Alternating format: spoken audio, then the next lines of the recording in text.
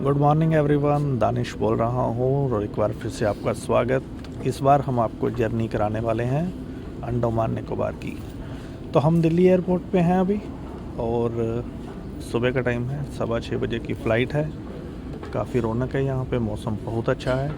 मैं और मेरे साथ शिल्पा है। शिल्पा कैसे लग रहा है? बहुत अच्छा लग रहा है। इतनी धीरे शिल्पा को डर लग रहा है क्योंकि सारे लोग देख रहे हैं ये क्या कर रहे हैं यहाँ पे। बट हमारी कोशिश है कि आपको पूरा ट्रिप एंजॉय करवाएंगे ये वाला भी।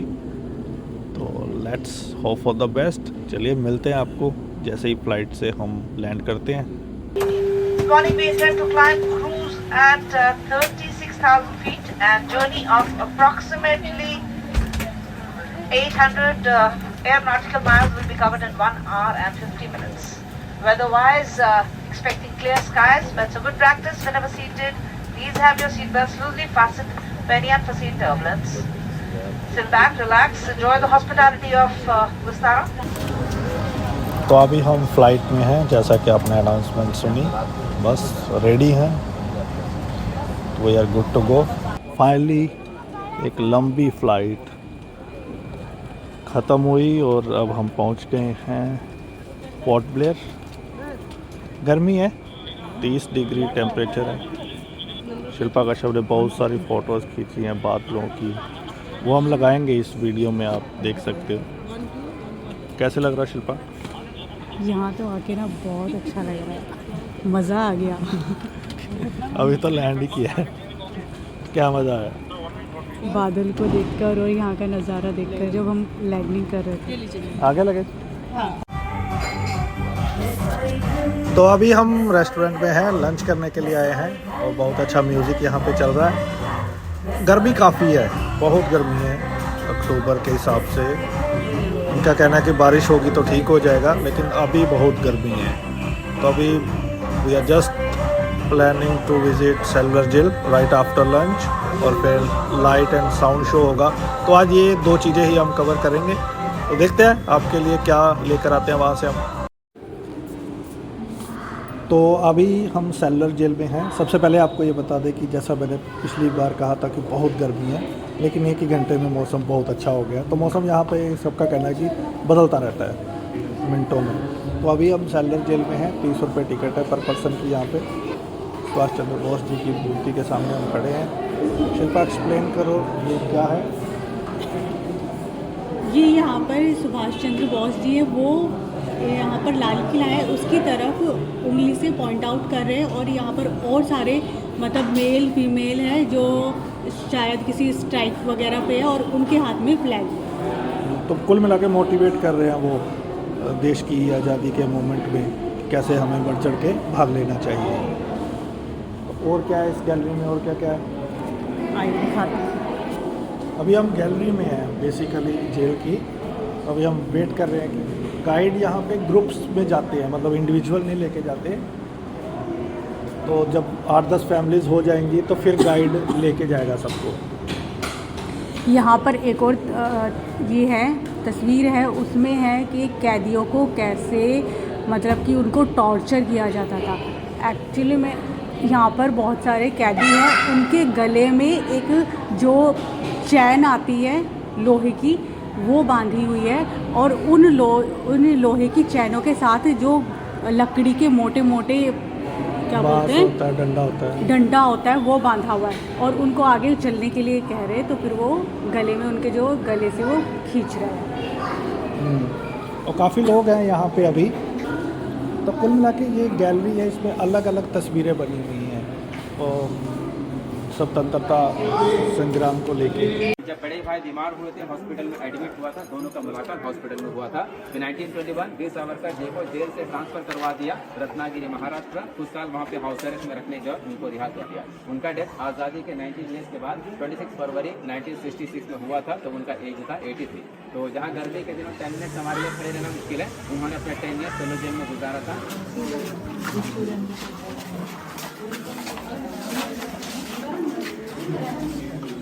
तो यही है सेलर जेल का मॉडल। इसमें देखिएगा कुछ बिल्डिंग छोटा है, कुछ बिल्डिंग बड़ा है। अंग्रेजों का प्लान ऐसा था कि जेल का ज्यादा पार्ट सी के नजदीक होना चाहिए। जो सी के नजदीक था वहाँ पे लैंड कम था, लेंथ कम कर दिया। जहाँ पे लैंड ज्यादा तो वहाँ पे लेंथ ज्यादा कर, इस वजह से कुछ छोटा कुछ बड़ा दिख रहा है। तो पहले 7 बिल्डिंग थे और 693 सेल्स थे, अब ओनली 3 ब्लॉक्स कर दिया, नंबर 1, नंबर 7, ये 3 ब्लॉक्स है। बाकी 4 जो 1941 का भूकंप में टूटने के बाद वहाँ पे अभी बड़ा हॉस्पिटल बना दिया। ये पे अंडमान का सबसे बड़ा हॉस्पिटल बना हुआ है। और हम लोग जो खड़े हैं बीच का जो टावर है, इसी टावर के ग्राउंड फ्लोर पे खड़े हैं। और जेल को ब्रिटिश ने टोटली क्लोज भी कर दिया जनवरी 1938। सितंबर 1937 से लेकर जनवरी 1938 सारे फ्रीडम फाइटर्स को ब्रिटिशर्स ने वापस मेनलैंड भेज दिया। और काला पानी का सजा 80 साल के 80 ईयर्स के बाद काला पानी का सजा बंद हो गया। काला पानी का सजा स्टार्ट हुआ था 10 मार्च 1858 वाइपर से और खत्म हो गया जेल में आकर के। सेकंड वर्ल्ड वॉर से पहले जेल बंद करके सारे को रिहा कर दिया। तो उसके बाद सेकंड वर्ल्ड वॉर शुरू हो गया 1939 और अंडमान में जापानी सोल्जर आ गए 23 मार्च 1942। जब जापानी सोल्जर्स अंडमान में आ गए सारे ब्रिटिशर्स अंडमान छोड़ करके चले गए। तो अंडमान भी हो गया आजाद। क्यों? क्योंकि जापानी के साथ में थे इंडियन नेशनल आर्मी, दोनों मिल करके लड़ रहे थे, तो इसलिए अंडमान भी आजाद हो गया। लेकिन जापानियों का जो टॉर्चर था वो अंग्रेजों से ज्यादा हो गया। जो 1858 में जिन प्रिजनर को अंडमान भेजा था ब्रिटिशर्स ने, उनको तो सजा कंप्लीट हो, सजा में छूट नहीं मिलने के बाद अंडमान में सेटल करते थे, वापस मेनलैंड जाने को नहीं देते थे। तो उनके जो जनरेशन थे उनमें कुछ पढ़े लिखे लोग थे, कुछ INA के मेंबर्स, तो कुछ इंडियन इंडिपेंडेंट लीग के मेंबर्स थे। अब जापानीज क्या सोचते थे, इनमें से कुछ लोग अंग्रेजों के साथ मिले हुए हैं या उनके लिए जासूसी कर रहे हैं, स्पाई। तो जासूसी के केस में बहुत फ्रीडम फाइटर को जेल में बंद किया, खूब टॉर्चर किया और बहुतों को जेल से बाहर ले जाकर गोलियों से शूट भी किया था। उसी दौरान नेताजी सुभाष चंद्र बोस जी अंडमान आए थे विजिट के लिए। नेताजी इंडियन नेशनल आर्मी के सुप्रीम कमांडर थे। उनका अंडमान का 3 डेज का विजिट था दिसंबर 29, 30, 31, 1943। तो 38 दिसंबर 1943 सुभाष चंद्र बोस जी ने सिलुलर जेल का विजिट किया था। और यहाँ से लौटने के बाद लगभग 500 मीटर की दूरी पर सामने ही जिनका ना ग्राउंड पास में अंडमान क्लब है, वहीं पर देश का पहला तिरंगा झंडा उन्होंने फहराया था। और अंडमान निकोबार द्वीप समूह को 2 नाम दिया। अंडमान का नाम रखा शहीद द्वीप, निकोबार का स्वराज द्वीप। आज यही दोनों नाम प्रधानमंत्री मोदी जी ने आकर के नील और हैवलॉक का रखा। अब नील का नाम हो गया शहीद, हैवलॉक का नाम अब है स्वराज आइलैंड और रॉस आइलैंड का नाम अब हो गया नेताजी सुभाष चंद्र बोस आइलैंड। फिर 1 जनवरी 1944 सुभाष जी अंडमान से वापस लौट गए। फिर सेकेंड वर्ल्ड वॉर का एंड 17 मई 1945 ब्रिटिशर्स का जो रॉयल एयरफोर्स है उन लोगों ने अंडमान में जापानीज के ऊपर बहुत सारे बॉम्ब गिरा दिए, जिसके बाद जापानी भी सरेंडर हो गए। 7 अक्टूबर 1945 जापानी सरेंडर हो गए, लौट गए वापस। तो उसके बाद 1.5 ईयर ब्रिटिशर्स रहे, इंडिपेंडेंस हो गया 1947, तब अंडमान से अंग्रेज को वापस लौट गए। और 1858 में जब अंडमान ने प्रिजनर को भेजना स्टार्ट किया था, यहाँ पे हर तरह के प्रिजनर आते थे। और आने के बाद सिस्टम में था जो एक बार अंडमान आ गया, सजा कंप्लीट हो या सजा में छूट मिले, उसके बावजूद उनको मेन लैंड वापस नहीं भेजते थे, अंडमान में ही फंसाते थे। जमीन देंगे, खेती बाड़ी करो और यही रहो, टॉर्चर नहीं करेंगे। तो अंडमान के जो लोकल्स है उनका ही जनरेशन है। सेलुलर जेल वाले मैक्सिमम वापस लौट गए, कुछ परिवार अंडमान में फंस गए। अपने कल आगे से सेकंड फ्लोर पे चले।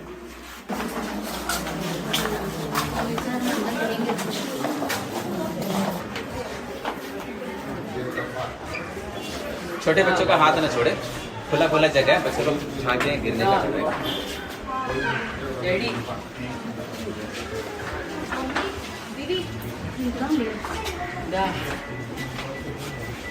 तो ये जेल का मेरा बताने का लास्ट पॉइंट है, बताना खत्म हो जाए फिर आप लोग पहले ऊपर जाएंगे, छत पे फोटोग्राफी करेंगे, लौटेंगे इसी रास्ते से। सेंटर वाला जो लोग जा रहे हैं ना लॉन्ग वाला, उसी में वीर सावरकर जी का सेल भी, बाकी नॉर्मल सेल भी है, वो देख करके फिर धीरे धीरे वापस लौटेगा। अभी लोग आ गए सेंट्रल टावर के सेकंड फ्लोर, यहाँ से हर ब्लॉक में जाने का रास्ता है।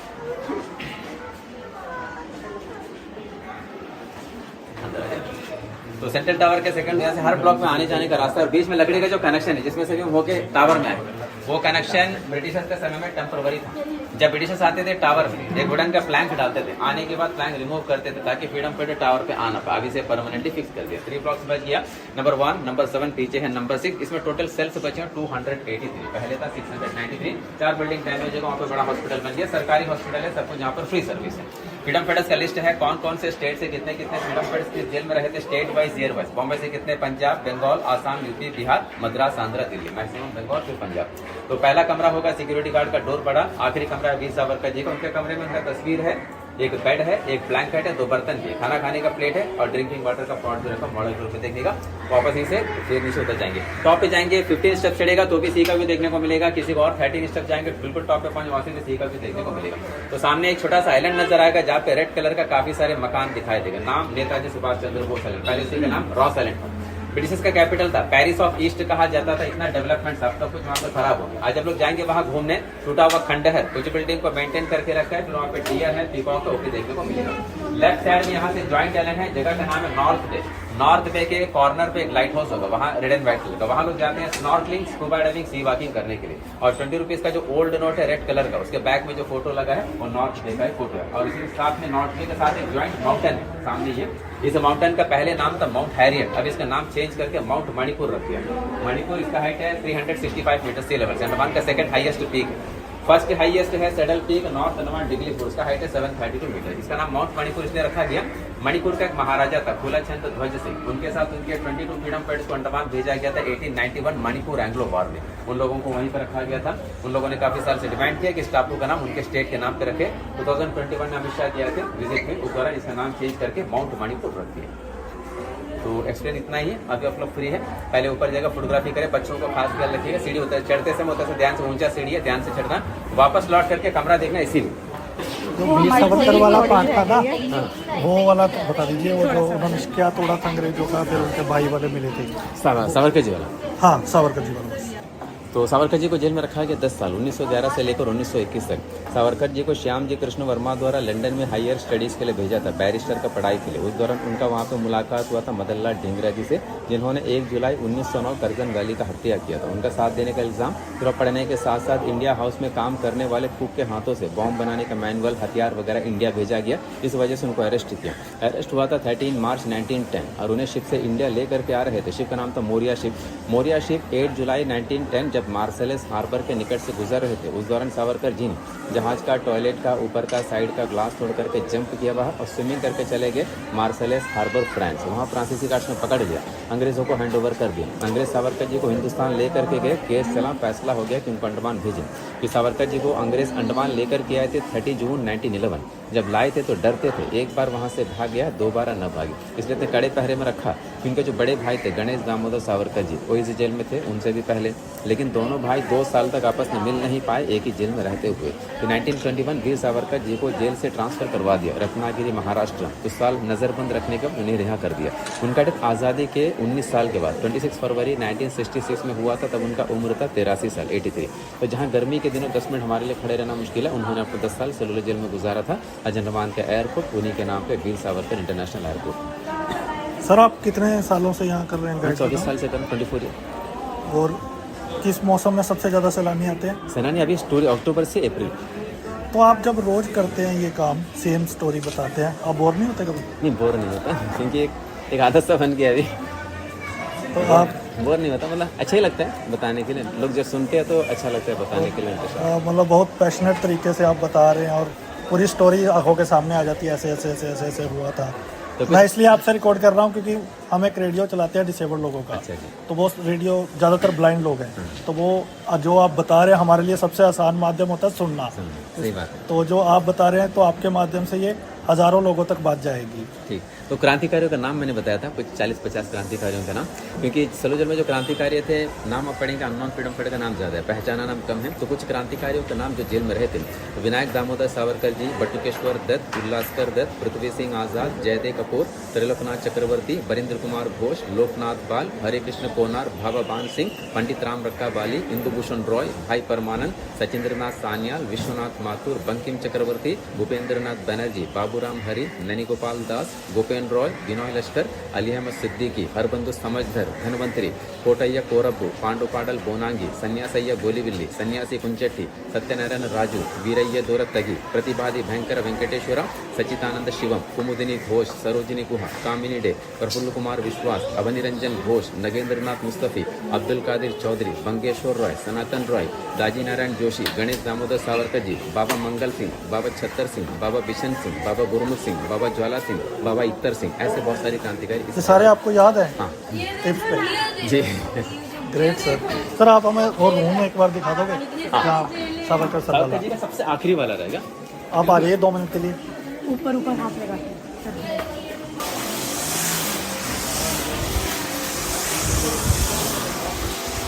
ये बड़ी जेल है ये। हर एक सेल में छोटे छोटे से। तो अभी हम जेल से गुजर रहे हैं, सारे सेल हैं। अभी हम सावरकर जी के रूम में पहुंचे हैं, तो मुस्तफ़ा सर जो यहाँ के गाइड हैं ये इस रूम के बारे में एक्सप्लेन कर रहे हैं। जी सर।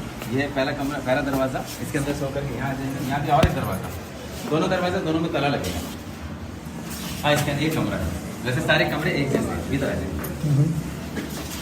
तो कमरे में रखा हुआ है एक बेड, एक कंबल रखा हुआ है, खाना खाने का प्लेट है, पीने का पानी का पॉट मॉडल के रूप में रखा है, और उनका तस्वीर भी यहाँ पे रखा है। सावरकर जी को टोटल 10 साल रखा है, जैसे 1911 से लेकर 1921 तक। ठीक है, हम लोग देख रहे थे। मैं thank you sir, thank you. तो अभी हम लाइट एंड साउंड शो यहाँ पर एंजॉय कर रहे हैं।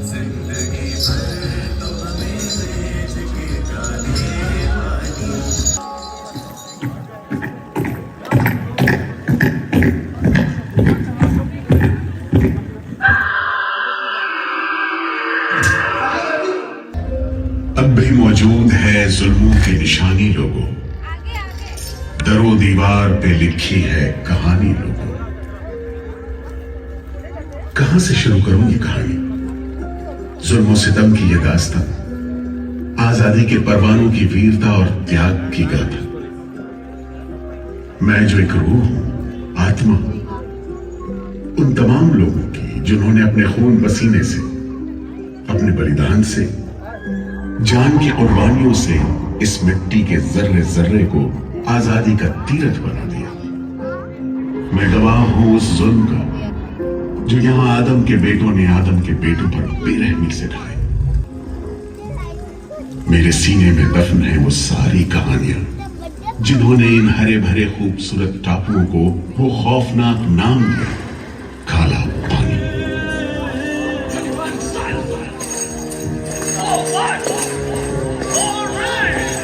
कहते हैं अंडमान द्वीप समूह का नाम रामायण के प्रतापी वानर देवता अंडमान यानी हनुमान के नाम पर रखा गया।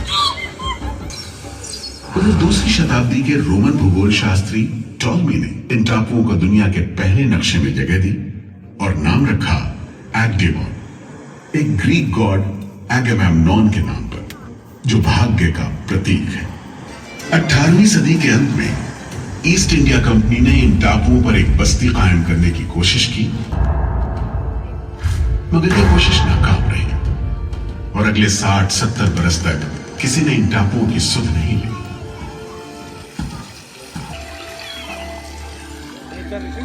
उगते सूरज के साथ पक्षी जागते और डूबते सूरज के साथ इन टापुओं पर जिंदगी सुकून से सो जाती कि तभी भारत का पहला स्वाधीनता संग्राम यानी 1857 की आजादी की लड़ाई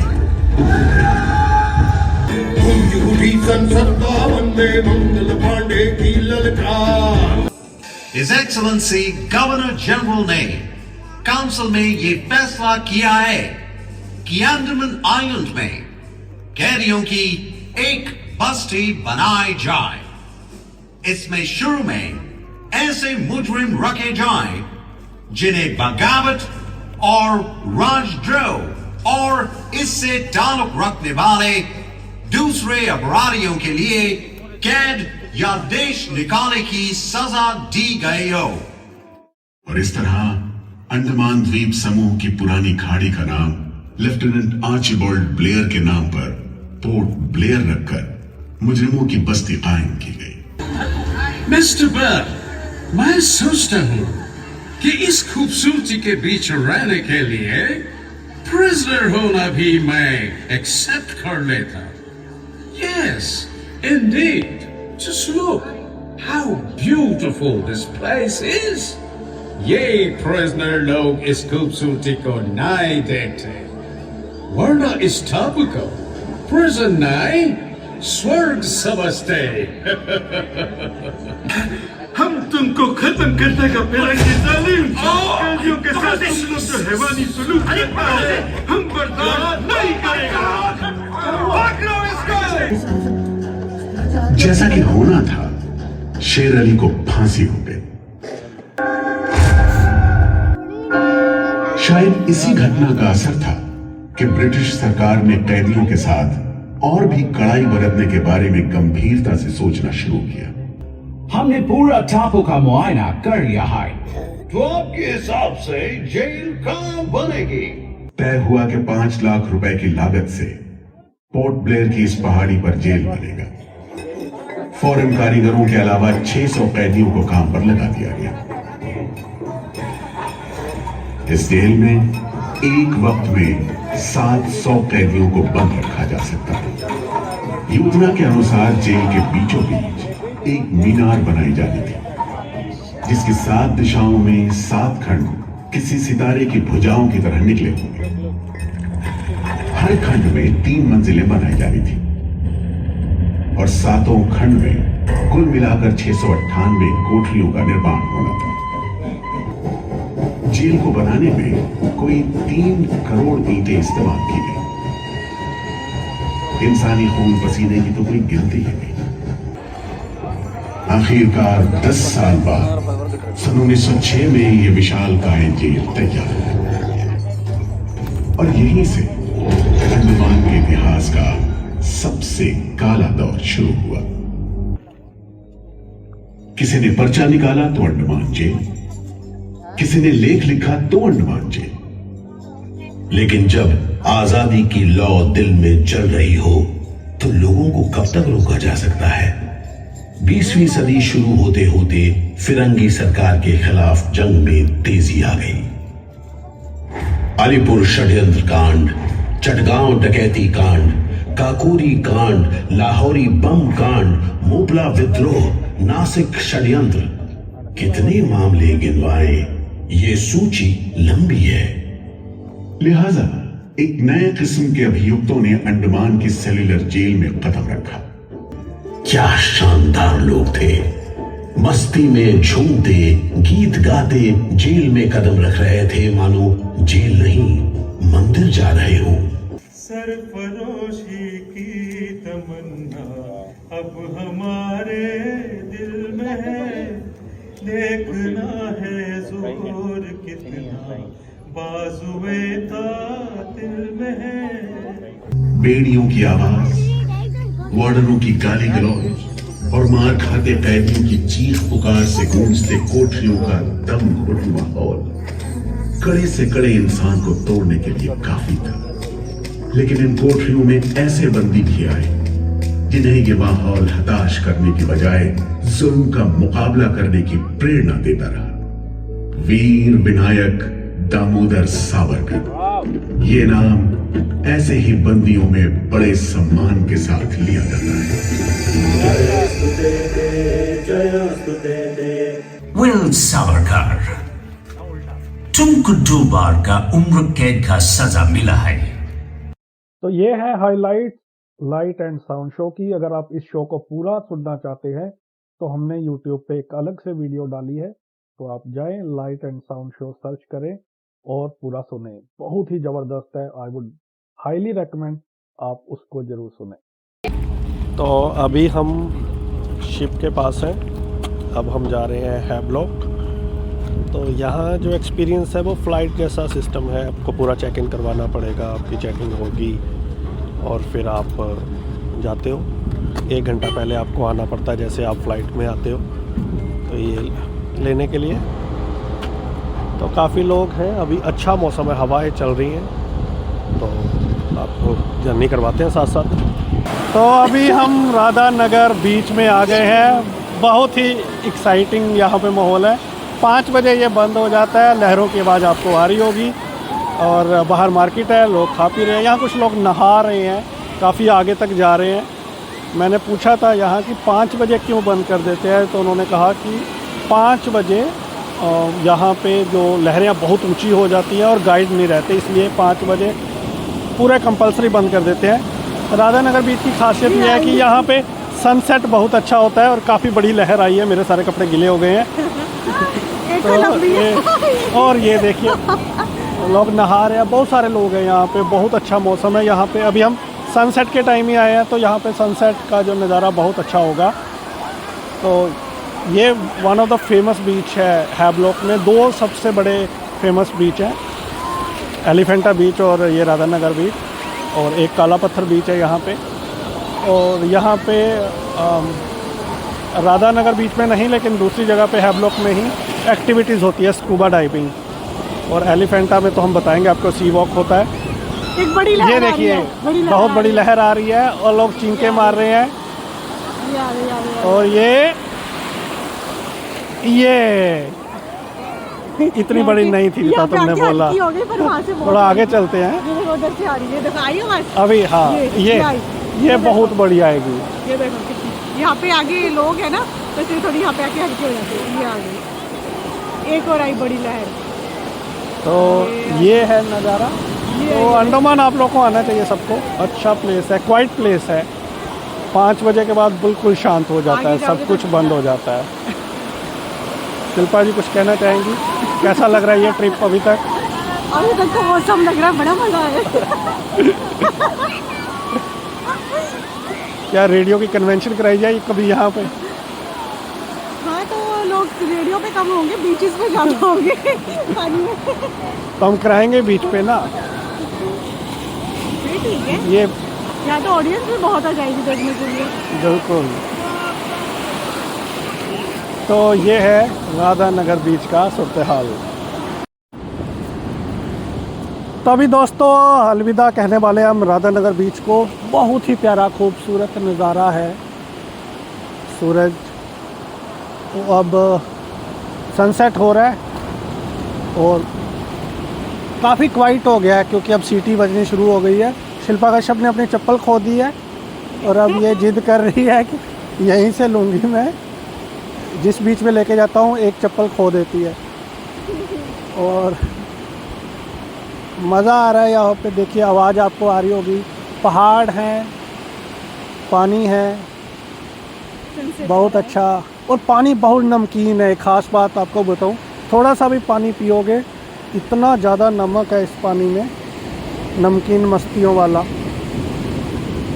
तो अब हम आज का हमारा मिशन कंप्लीट हो गया है। राधा नगर बीच हमें घूमना था आज, तो आज हम पोर्ट ब्लेयर से हैवलॉक आए हैं। बाकी ट्रिप इसके लास्ट में मैं आपको बताऊंगा कि आपको कहाँ से ट्रिप बुक करना चाहिए, कैसे आपको बजट में पड़ जाता है, इकोनॉमिकल भी पड़ जाता है और अच्छा भी बन जाता है, और लग्जरी भी अगर आपने आना हो तो कैसे करना है, तो इस ट्रिप के लास्ट में बताऊंगा।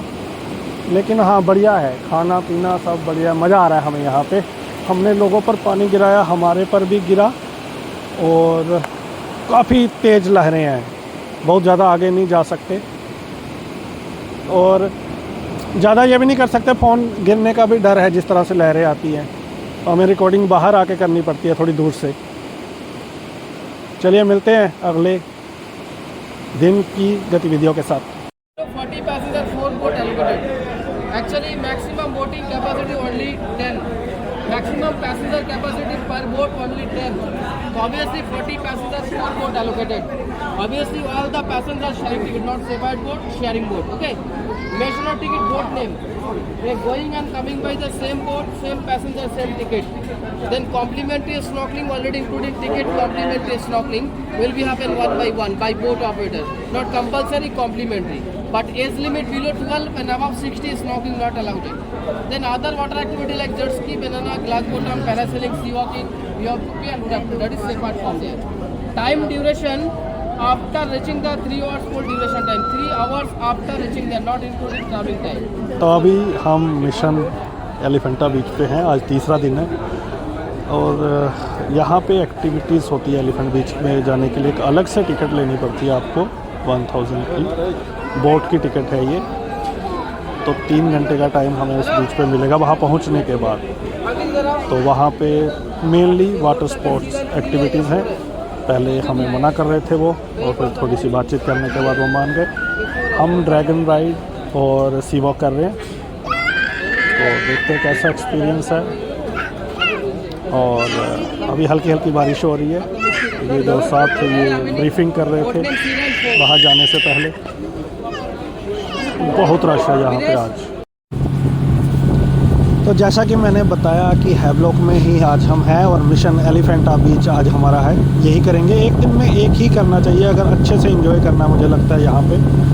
तो ये एलिफेंटा बीच बेसिकली राइड्स के लिए जाना जाता है। जैसे मैंने पहले बताया, 1 घंटा हमें लग गया यहाँ आने के बाद टिकट्स वगैरह लेते।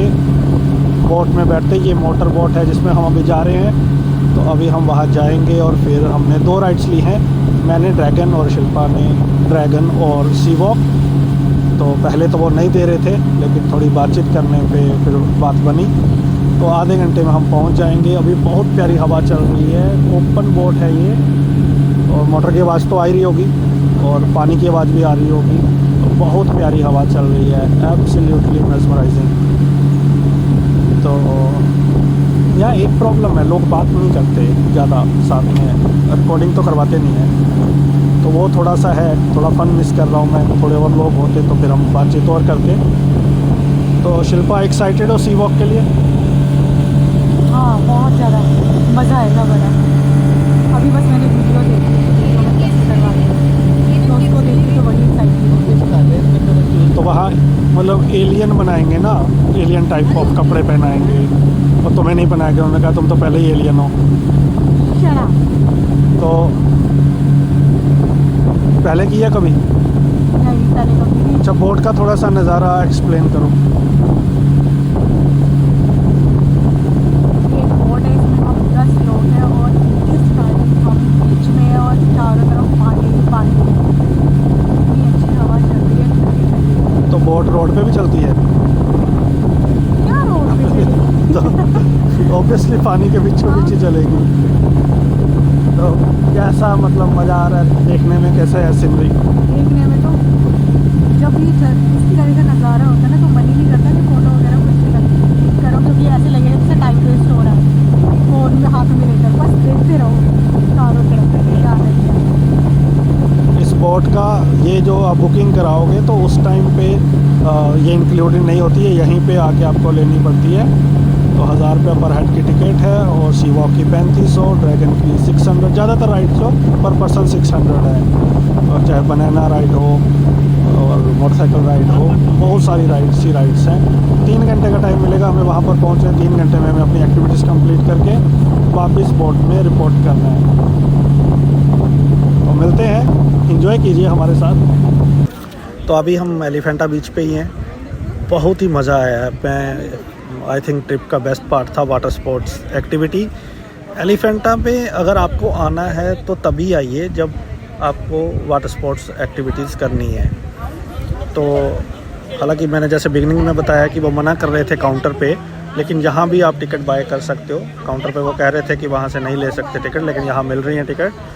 और बहुत ही कोऑपरेटिव स्टाफ है और बहुत ही मज़ा आया। हमने 3 राइड कर ली हैं। शिल्पा अभी सी वॉक करने गई है, तो मैंने सोचा मैं रिकॉर्डिंग कर लेता हूँ। मीनवाइल मैंने थिएटर सोफ़ा, ड्रैगन और डिस्को, ये 3 राइड्स की हैं। और I think as a visually impaired activities और खाना पीना ही हमारे लिए होता है, तो एक्टिविटीज़ मस्ट डू है और बहुत मज़ा आया। छोटा सा ये एलिफेंटा आइलैंड है, बट जैसे बाकी बीच पे आप एंजॉय करते हो वाटर में, यहाँ जनरली तभी मज़ा है जब आप वाटर स्पोर्ट्स एक्टिविटीज़ करते हो। सी वॉक 3500 और बाकी हर जो राइड है वो 600 पर हेड है। तो अगर आप एक राइड करोगे तो ऑब्वियसली आपका दिल करेगा दूसरा, तीसरा। तो 3 घंटे का टाइम है, उसमें आपको सी वॉक भी करना है, खाना पीना भी है। और यहाँ पे चेंजिंग रूम, लॉकर है, तो फिर राइड्स के दौरान तो आप सामान कैरी नहीं कर सकते, तो लॉकर लेना पड़ेगा। बहुत चहल पहल है यहाँ पे। तो अभी 12 से 3 का हमारा स्लॉट है, 3 बजे हम वापस जाएंगे। लेकिन this is something I thoroughly enjoyed, best part of the trip. तो अब हमारी वापसी हो रही है और शिल्पा सी वॉक करके आई है। इनसे जानते हैं कि कैसा रहा सी वॉक का एक्सपीरियंस। क्या ब्लाइंड कर सकते हैं, टोटली ब्लाइंड? तो डर लगा, क्या क्या हुआ, ओवर टू शिल्पा कश्यप। अभी गई थी सी वॉक के लिए, अच्छी थी, काफ़ी अच्छी थी।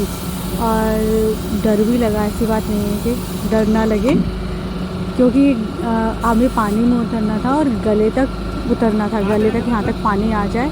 और उसके ऊपर फिर हमें हेलमेट पहनाते, जो ड्राइवर था वो हमें फिर नीचे लेकर गया था धीरे धीरे, स्टेप वाइज, मतलब कि स्टेयर्स थी तो धीरे धीरे नीचे लेकर गया था। और कानों पे ना बहुत प्रेशर पड़ रहा था, जैसे कि एरोप्लेन में जैसे कि वो ट्रैवल करते हैं तो जैसे लैंड करता है तो उस टाइम पर जैसे कानों में इफेक्ट पड़ता है, प्रेशर पड़ता है, वैसे ही प्रेशर पड़ा था, लेकिन ये प्रेशर कुछ ज़्यादा ही था। तो मतलब ओवरऑल बहुत अच्छा रहा नीचे जाके। तो पूरा गाइड किया, एक ड्राइवर साथ में रहा, उसने पूरा मतलब कि नीचे जो छोटे छोटे से पेड़ पौधे थे, तो छोटे छोटे टीले बने हुए थे, उनको दिखाया। शार्क दिखी? शार्क कहाँ दिखती? शार्क होते तो जाते। फिश पकड़ी? हाँ, फिश पकड़ने की कोशिश की थी लेकिन हाथ से निकल गई। अच्छा, फिर कितनी एक देर वॉक किया नीचे? नीचे वॉक किया कम से कम 15 से 16 मिनट तक वॉक किया, लेकिन हाँ बिल्कुल ही स्लो वॉक करना था। जल्दी जल्दी हम वॉक नहीं कर सकते थे क्योंकि फिर ऊपर ही उड़ जाते और बिल्कुल भी ज़्यादा मूवमेंट नहीं कर सकते थे, इधर नहीं हिल सकते थे, इधर नहीं हिल सकते थे, इधर उधर बिल्कुल स्ट्रेट चलना था, बिल्कुल स्ट्रेट। क्या एक टोटली ब्लाइंड ये कर सकता है?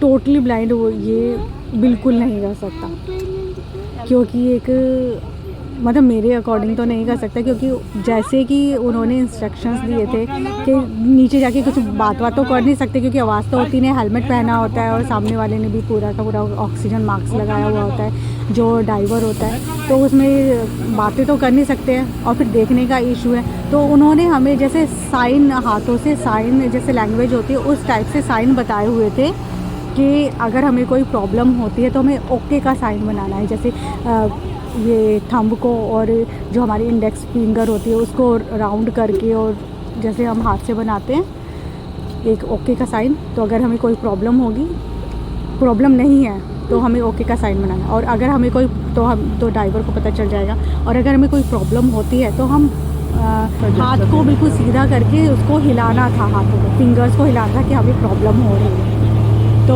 और अगर हमें ज़्यादा ही प्रॉब्लम हो रही है, मतलब हम नहीं रह साइंस रखे हुए हैं अलग अलग चीज़। हाँ, अगर हमें नहीं मतलब हम नहीं रह पा रहे हैं, हमें ज़्यादा ही प्रॉब्लम है, तो हमें हाथों से अपने हाथों से क्रॉस का साइन बनाना था, और जैसे थम्स अप करते ना ऐसे फिंगर को थम्स अप करके थंब को ऊपर की तरफ करना था कि हमें ऊपर लेके चले। तो एक ब्लाइंड के लिए तो मुश्किल हो जाता, और वो करवाते भी नहीं है मैंने, और वो करवाते भी नहीं क्योंकि ये मुश्किल ही है, क्योंकि कैसे हम उसके साथ मतलब अपनी प्रॉब्लम बताएंगे कि हमें क्या प्रॉब्लम हो रही है। मज़ा आया? मज़ा तो बहुत आया।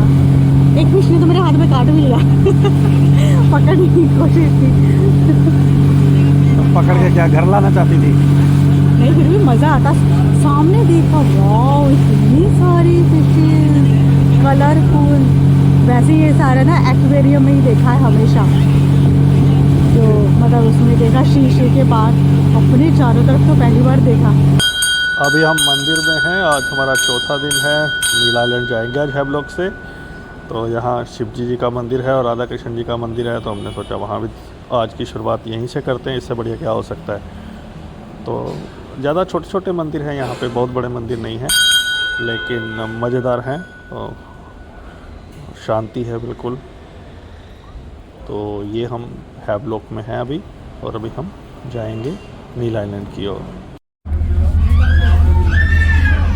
तो ये शोर आप एंजॉय कीजिए। अभी हम नील आइलैंड जाने के लिए तैयार हैं, वेट कर रहे हैं फेरी का। आज हमारी फेरी है मकरूज़, 3 फेरीज चलती हैं, ग्रीन ओशन, मकरूज़ और नोटिका में, नोटिका और नोटिका लाइट, उसमें अलग अलग कैटेगरीज़ हैं। प्राइस लगभग सबका सेम है। ग्रीन ओशन थोड़ा टाइम लेती है, जो 2 है मकरूज़ और नोटिका वो फास्ट चलती हैं, और ग्रीन ओशन टाइम लेती है। लेकिन ग्रीन ओशन में एक एडवांटेज ये है कि वो ओपन है, ऊपर आप डेक पे जाके फ़ोटोग्राफी कर सकते हैं। जो बाकी 2 हैं वो दोनों पैक हैं, और बहुत रश है आज, जैसे सारी दुनिया नील आइलैंड ही जाना चाहती है, शोर से पता लग रहा होगा।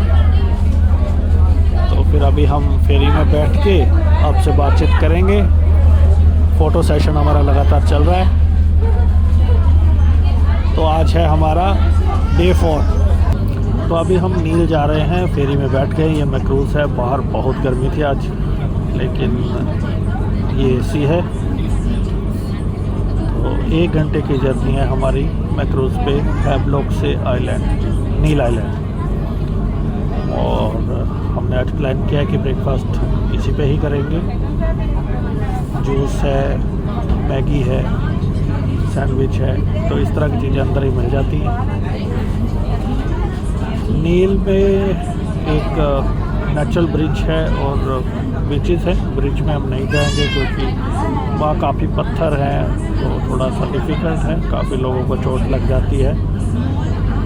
जो पथरीले पहाड़ हैं जिसके ऊपर चढ़ना होता है, और एक ब्रिज है, कुछ खास देखने के लिए है नहीं हमारे लिए, लेकिन लोग जाते हैं वहाँ पे काफ़ी, तो वहाँ हम स्किप कर रहे हैं। तो बीचेस पे ही जाएंगे नील आइलैंड पे, तो वहाँ से हम लाइव होते हैं आपके साथ। तो अभी हम सेव ग्रीन रिज़ॉर्ट में हैं और बहुत अच्छा रिज़ॉर्ट है ये नील आइलैंड में, अफोर्डेबल और बहुत बढ़िया। यहाँ पंछी चहचहा रहे हैं रिज़ॉर्ट में, बहुत मज़ेदार मौसम है।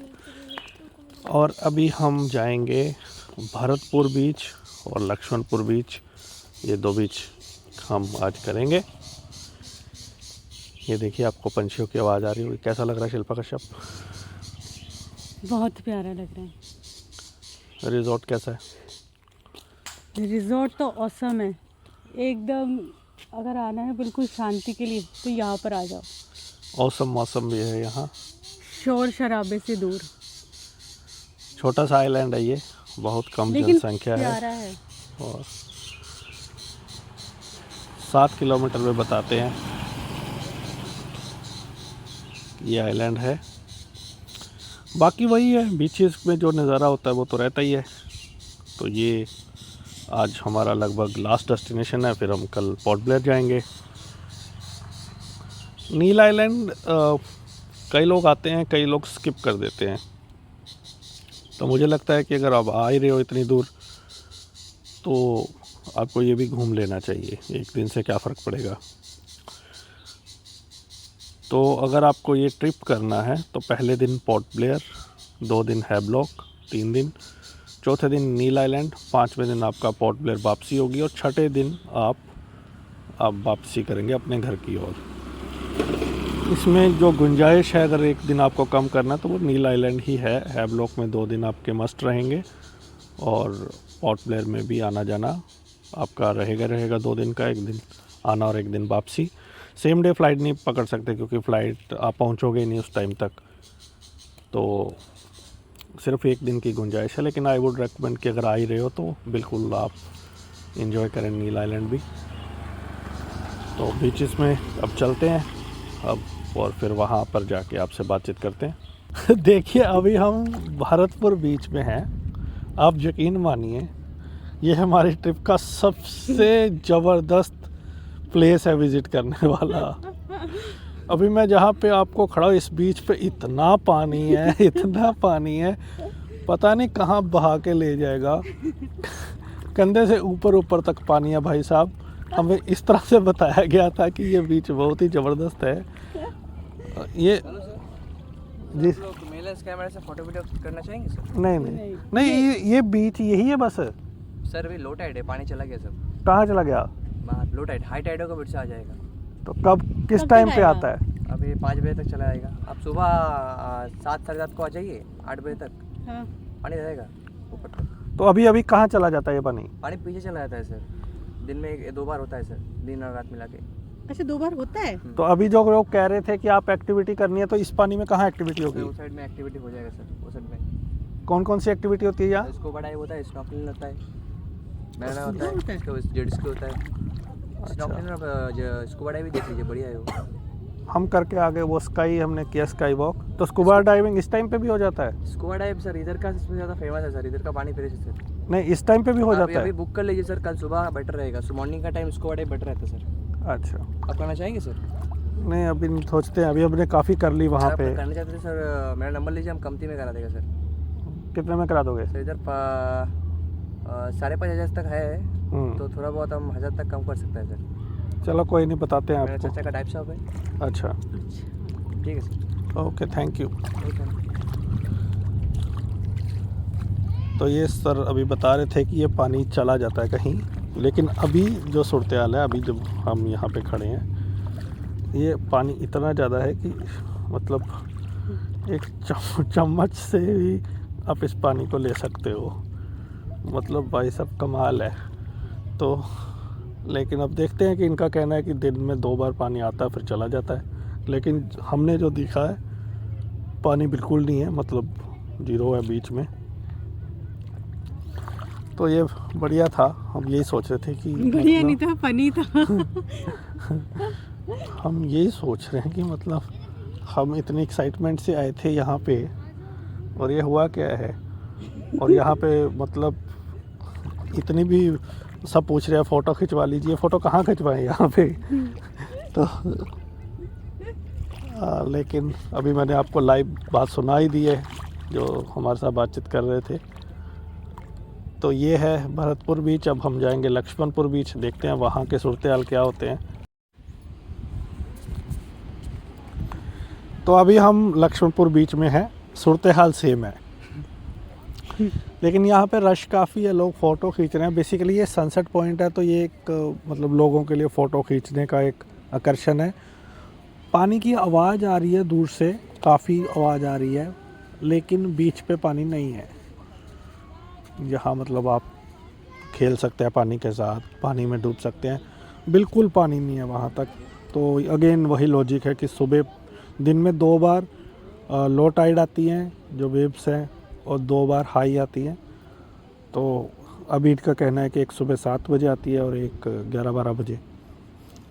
तो कुल मिला के Neil is not exciting for us अगर हम पूरे ट्रिप की बात करें, क्योंकि एक तो हमारे पास जियो के फ़ोन है, नेटवर्क नहीं है बिल्कुल भी, और दोनों बीचेस पे पानी नहीं है, और नेचुरल ब्रिज पे जो हम जा नहीं सकते क्योंकि बहुत ही पत्थर हैं, तो काफ़ी प्रॉब्लमेटिक है और कुछ है भी नहीं हमारे लिए।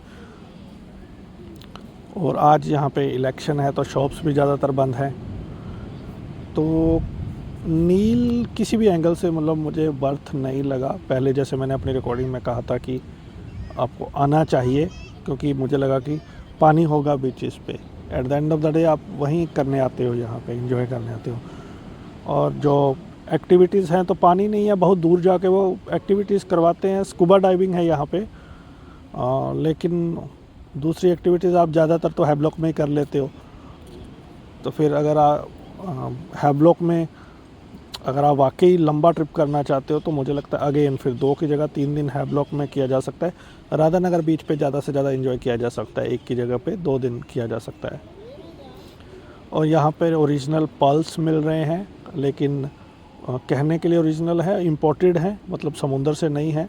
तो कोई कंपनी बनाती है जो खेती करते हैं उसकी। तो वो है मैग्नेट, लोग बहुत ख़रीद रहे हैं अलग अलग डिज़ाइन में। तो ओवरऑल यही ट्रिप है, लेकिन Neil is a disappointing factor for our trip. इससे अच्छा हमें पता होता तो we could have stayed in Radhanagar beach, I mean in Havelock, और we may go to back to Port Blair. बाकी अब जब आप लोग आएंगे उस टाइम पे क्या पानी का मिजाज रहेगा वो तो कहना बड़ा मुश्किल है, लेकिन कंफर्म करके आए तो ज़्यादा बढ़िया है। कुछ ऐसा सुपर एक्साइटिंग जहाँ फिर ऐसा एक्साइटिंग कुछ नहीं है कि आप मिस करो कि हम नील में मतलब अगर नहीं गए तो हमें रिग्रेट होगा। फ़ोटोज़ हैं वो आप खींच सकते हैं अलग अलग लोकेशन पे। ये पानी की आवाज़ आपको आ रही होगी लेकिन काफ़ी दूर है। I think enough for today.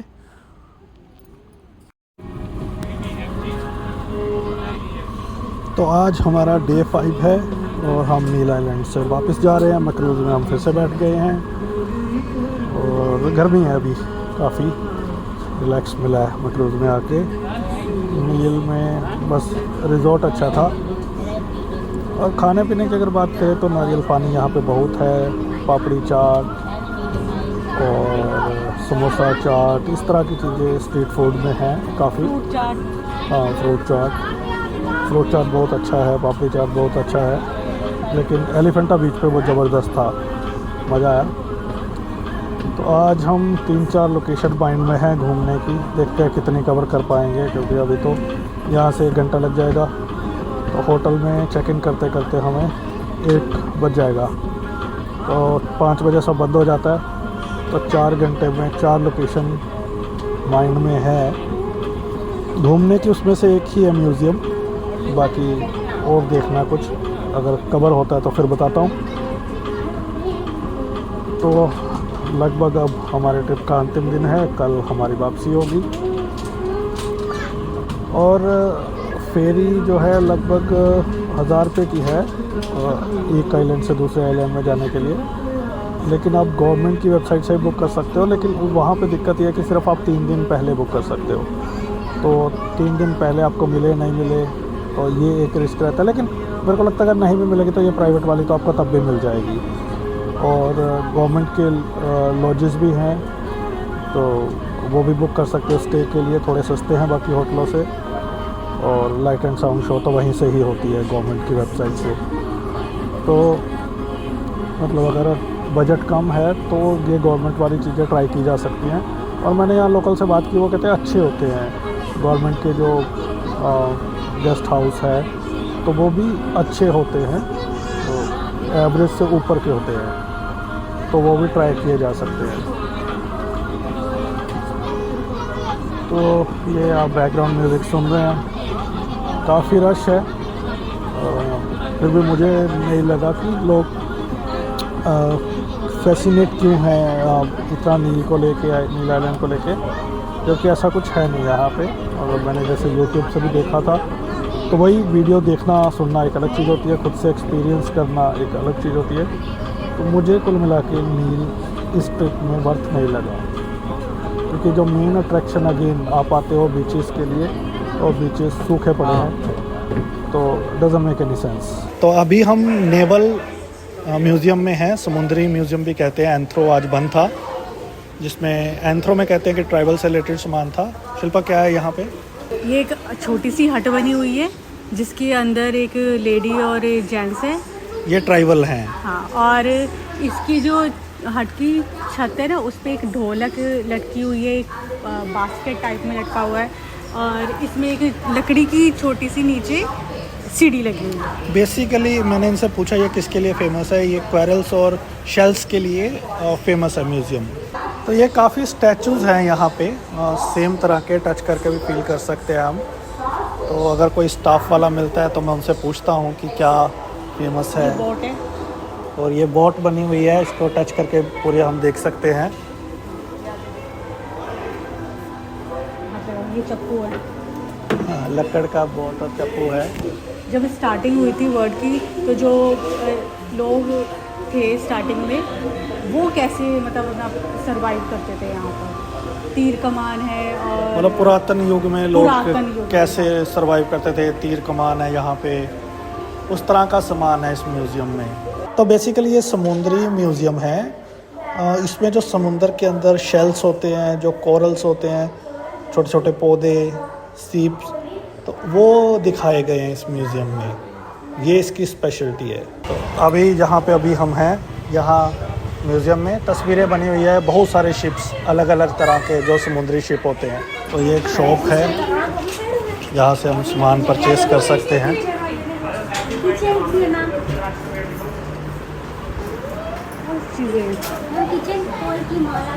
क्या क्या है यहाँ पे, बेस्ट क्या क्या है? यहाँ का लोकल आइटम आता है पर्ल, कोरल, शीशेल आइटम, सुडन आइटम, ये सारा यहाँ का लोकल आइटम्स हैं। और वो तो कहते हैं कि पर्ल तो आप कंपनी से लेते हो, मतलब लोकल नहीं है। सर, अगर आप ये देखिएगा मैम, देखिएगा अगर कंपनी वाला को कहता तो नेवल की शॉप है, यहाँ पे ऑलरेडी आपको रियल आइटम ही मिलेगा। देखिएगा अनिवन शेप पर्ल है, इनको क्या मशीन से ग्राइंडिंग किया गया है, और ये सॉल्ट वाटर का पर्ल है, फिट वाटर नहीं है। क्या रेट है इसका? 500 ईच पीस। तो इस म्यूज़ियम में मतलब जो है ये शेल्स ही हैं इसमें? जी जी, शेल्स। कोरल्स। ये देखिए मैम, यहाँ पे क्या है, मदर ऑफ पर्ल शेल दिए हैं। ये मदर ऑफ पर्ल शेल में ही पर्ल आते हैं।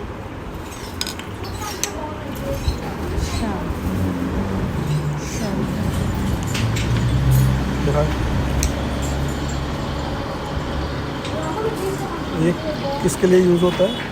सर शोपीस, शोपीस के लिए। Fresh item. क्या प्राइस है इसका? 350। चलो अभी तो घूम रहे, आते हैं दोबारा लेते जरूर हैं। आइएगा सर, आइएगा मैम। इस म्यूज़ियम की खासियत क्या है? सर ये समुद्र की जो अंदर की जो राशि है, मतलब फिशल, कोरल्स, वो जो होता है मोती का आइटम, वो सारा समुद्र के अंदर का आइटम्स यहाँ पे रखा गया है। तो ये जो लोगों की फोटोज बनी है कोई जो ट्राइबल्स की, जी हाँ यहाँ का, हाँ यहाँ का आदिवासी ने वो है सर, प्रिजर्व किया है। जी जी, मतलब कितने तरह के आदिवासी हाँ। कितने उनमें पिक्चर्स दिया गया है। अच्छा, ये दिखाने के लिए अलग अलग तरह के ट्राइबल्स हैं यहाँ, जी जी हाँ, तो उन्होंने ही इस म्यूजियम में सामान प्रिजर्व किया हुआ है। ये उनका तो सामान तो यहाँ पे नहीं है सर, पॉलिश स्टैचू बना गया है। सामान तो उनका जो यूज़ करते हैं वो सामान तो यहाँ पे ठीक नहीं है, है। अलग अलग ट्राइब्स की फोटो हैं। जी हाँ, आपने देखा होगा फर्स्ट टाइम में। हाँ जी, तो अभी कितना बड़ा म्यूजियम है? अभी नहीं घुमा, अभी हम स्टार्टिंग से आए हैं, आगे भी है या खत्म है ये? बस क्लोज बस इतना ही है। अच्छा, 5 रूम है। चलो एक राउंड मार के आते हैं फिर। सीढ़ियाँ चढ़ के हट बनी है, निकोबरी एड, वहाँ जा सकते हैं। हाँ जा सकते हैं, जाइएगा। तो चलिए, हमने आपको फर्स्ट हैंड एक्सपीरियंस बता दिया है शॉपिंग की दुकान का भी, और साथ ही साथ इसमें क्या है।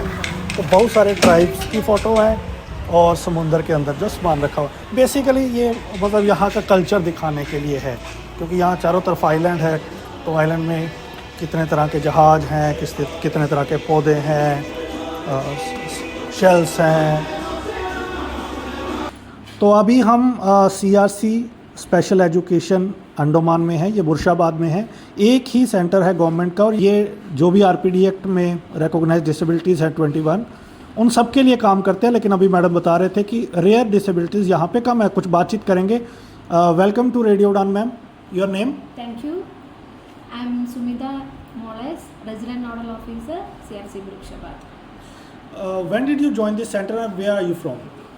So I'm joined this center, the Composite Regional Center for Skill Development, Rehabilitation of Empowerment Persons with Disabilities. CRC Andaman Nicobar Islands was inaugurated January 27, 2020 at Brukshabad, Port Blair, South Andaman, which is situated in 7 kilometers from Garkar International Airport, also known as the Port Blair Airport. Yes. How many disabled are there in this center? So approximate 450 students is there in तो our सभी को hostel provide करवा रहे हैं आप? hostel service is not there, sir. Okay. He clinical service 9 to 5:30 we are working. So here our department is clinical psychology department is there, department of clinical psychology, department of speech and hearing, department of physiotherapy, department of occupational therapy, department of special education, department of social work, department of orientation and mobility, department of prosthetics and orthotics, vocational training and skill development unit is also there. तो जो बच्चे blind हैं या दूसरे disabled हैं, यहाँ पे कोई भी स्पेशल स्कूल नहीं है अंडमान में, Yes. तो वो कहाँ जाते हैं पढ़ने? Andaman no special school is there, but Samagra Shisha Abhiyan mein resource room also available and special educator also will be available, and CRC also providing the services. I went to Havelock, I went to Neil Island, I spoke to many people, Yeah. and they said there is no school whatsoever for disabled, in that they all come to Port Blair. Yes, correct, sir. Inter Islands, no special school is not there. If government school is there, then 1 or 2 special educator only there in that government school. So lack of approximate 35-40 special educator only there in Andaman, sir. Only 40 special educators. Approximate, sir. तो कैसे बहुत बच्चे तो पढ़ते ही नहीं होंगे फिर, क्योंकि सुविधाएं नहीं है, उनके घर वाले भेजते नहीं होंगे? Because the lack of professionals we are facing, if here in CRC also, if professionals are not willing to join in Andaman also, because more living cost also more, and economical cost also very more, and here also professional college also not. If diploma in special education, B.Ed in special education, B.Ed in visual impairment, B.Ed in hearing impairment, no special colleges also not there. So the lack of professionals mainly the one of the problem in Andaman.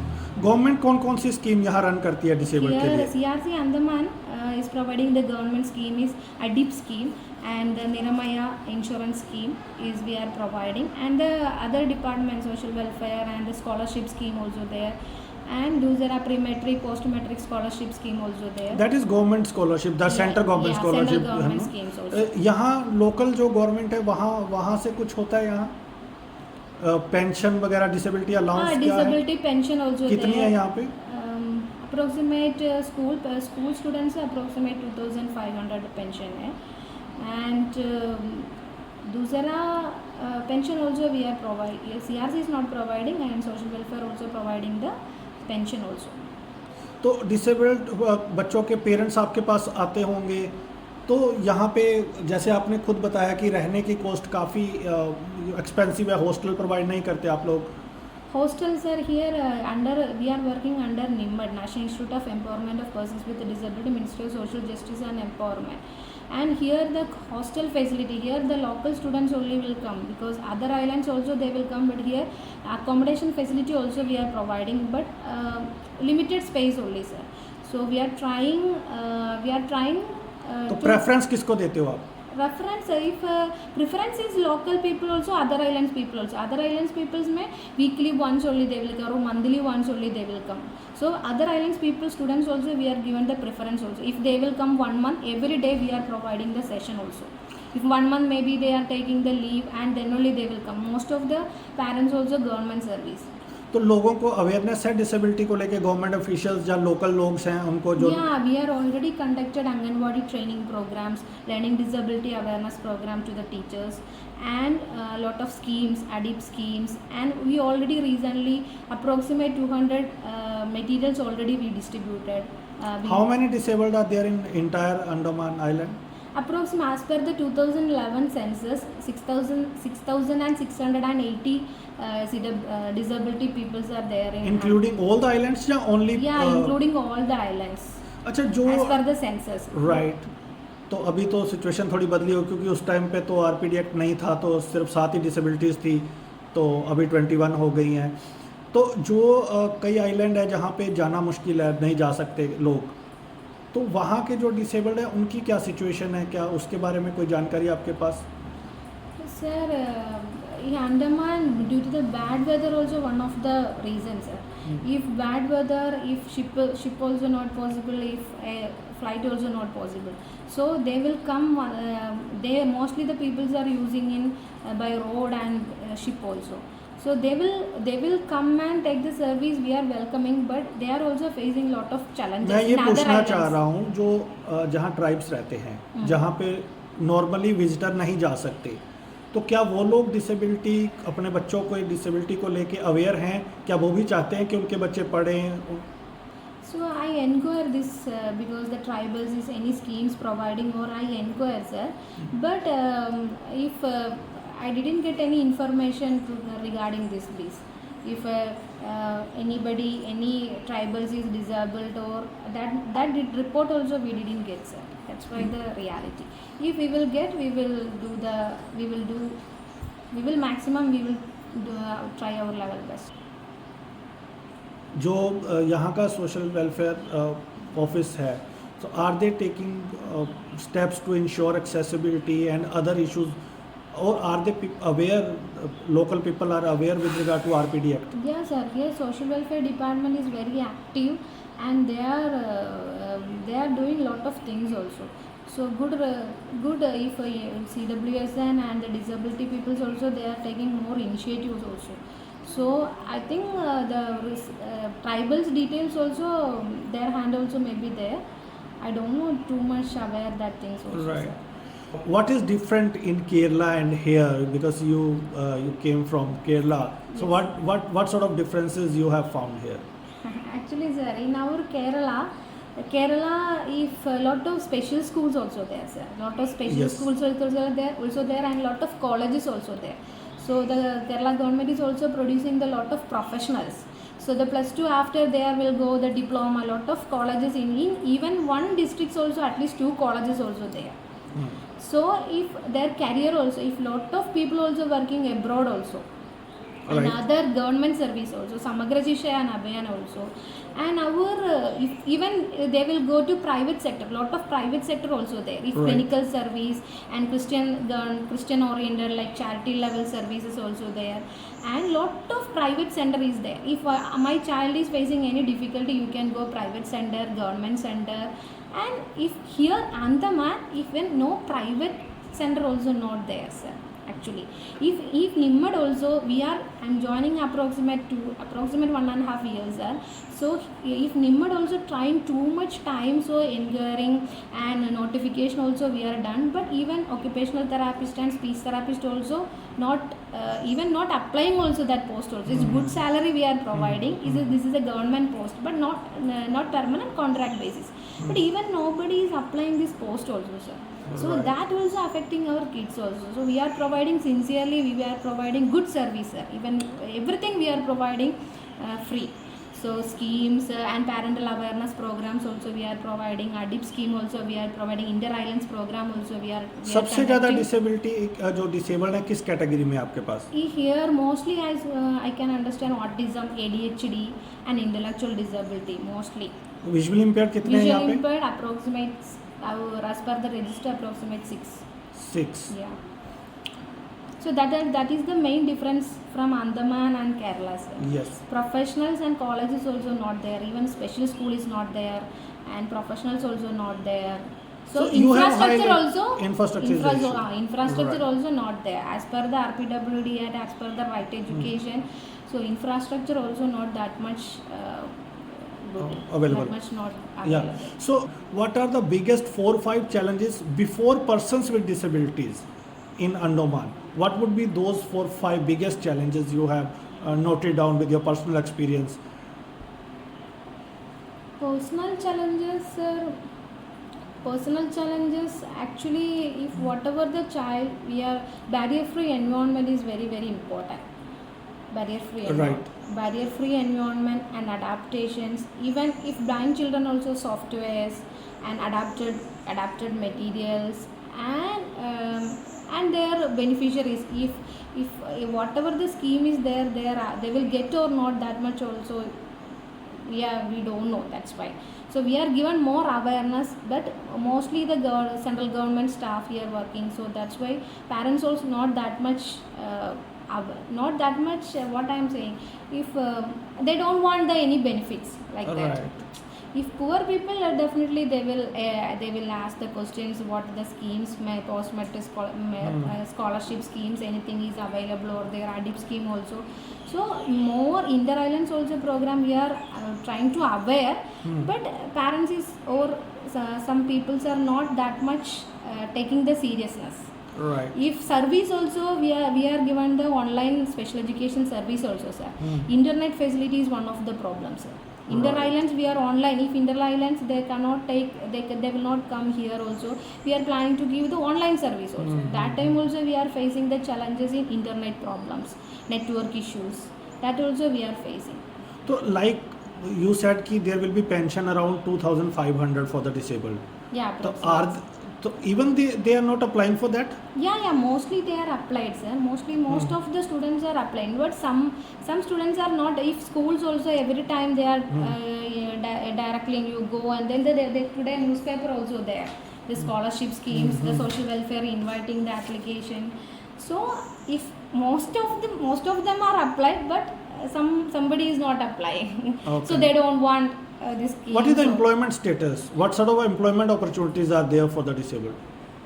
here employment opportunities, as per my knowledge, is disability categories 3% reservation like that.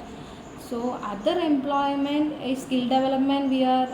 Whatever the skill development we are trying. So that skill development training after they are placing in some other not government organizations, no private organization they will work. And government also, as per the UPSC exam or written exam, they will place according to the qualification. In local government, is the backlog is implemented? In local government, sir, this is the UT now. That's why UT schemes only they can implement. So Yeah, that UT are they whatever the scheme implementing? is there, that's each and every department is, I think, trying to implement. I think not too much. Because I spoke to some local people. Okay. I said, have you ever seen a blind working in any government department? They said no, never. Yes. So it means, and I asked this question from around about 20 to 25 people. Even some of the people said, you are the first couple that we have seen that you both are visually impaired and visiting Andaman. Okay. Yes. So it means our awareness level is So down. you are taken this much effort also. I am appreciating you, sir. First time I am talking with one person this much. So this you are, because we are working very sincerely, sir. Yes. So we are trying to we are working only for the welfare of disability only. So this passion is not there. Now we are not going to study the special education, B.Ed or M.Ed or whatever, even higher studies also. That is our passion. That's why we are working this field. Without a Right. passion, we cannot work here also. So that's What why message you want to give to other people who are listening across the world? firstly, accept our kids, accept our children with the special needs. Whatever their rights, you have to provide these things. If job opportunities or whatever, if acceptance is very, very important. Right. Thank you so much for talking to us. Thank you, sir. Thank you very much, sir. So we were talking to Ms. Smita, Regional Head of CRC Special Education, Burshabad, Andaman. So now we have Administrative Officer in CRC Special Education. Sir, tell us a bit about yourself. मैं administrative officer हूँ. मेरा नाम विश्वजीत रॉय है और मैं UT से ही belong करता हूँ, अंडमान निकोबार आइलैंड से.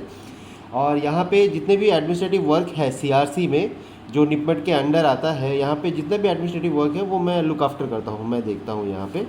यहाँ क्या क्या सर्विसेज हैं? यहाँ पे सर हम लोग जनरली यहाँ पे जो स्कीम्स अगर आप पूछेंगे तो सर किरण मेंटल हेल्थ जो काउंसलिंग दिया जाता है वो हमारे यहाँ पे चलता है, प्लस एडिप स्कीम यहाँ पे चलता है. अदर देन ये दोनों को छोड़ के हमारे सीआरसी में थेरेपीज़ दिया जाता है, अलग अलग तरीके का थेरेपीज़ दिया जाता है. जब भी कोई बच्चा दिव्यांगजन जब हमारे सेंटर में आता है तो हम क्या करते हैं, उनको सबसे पहले उनको रजिस्टर करते हैं हमारे सेंटर पे.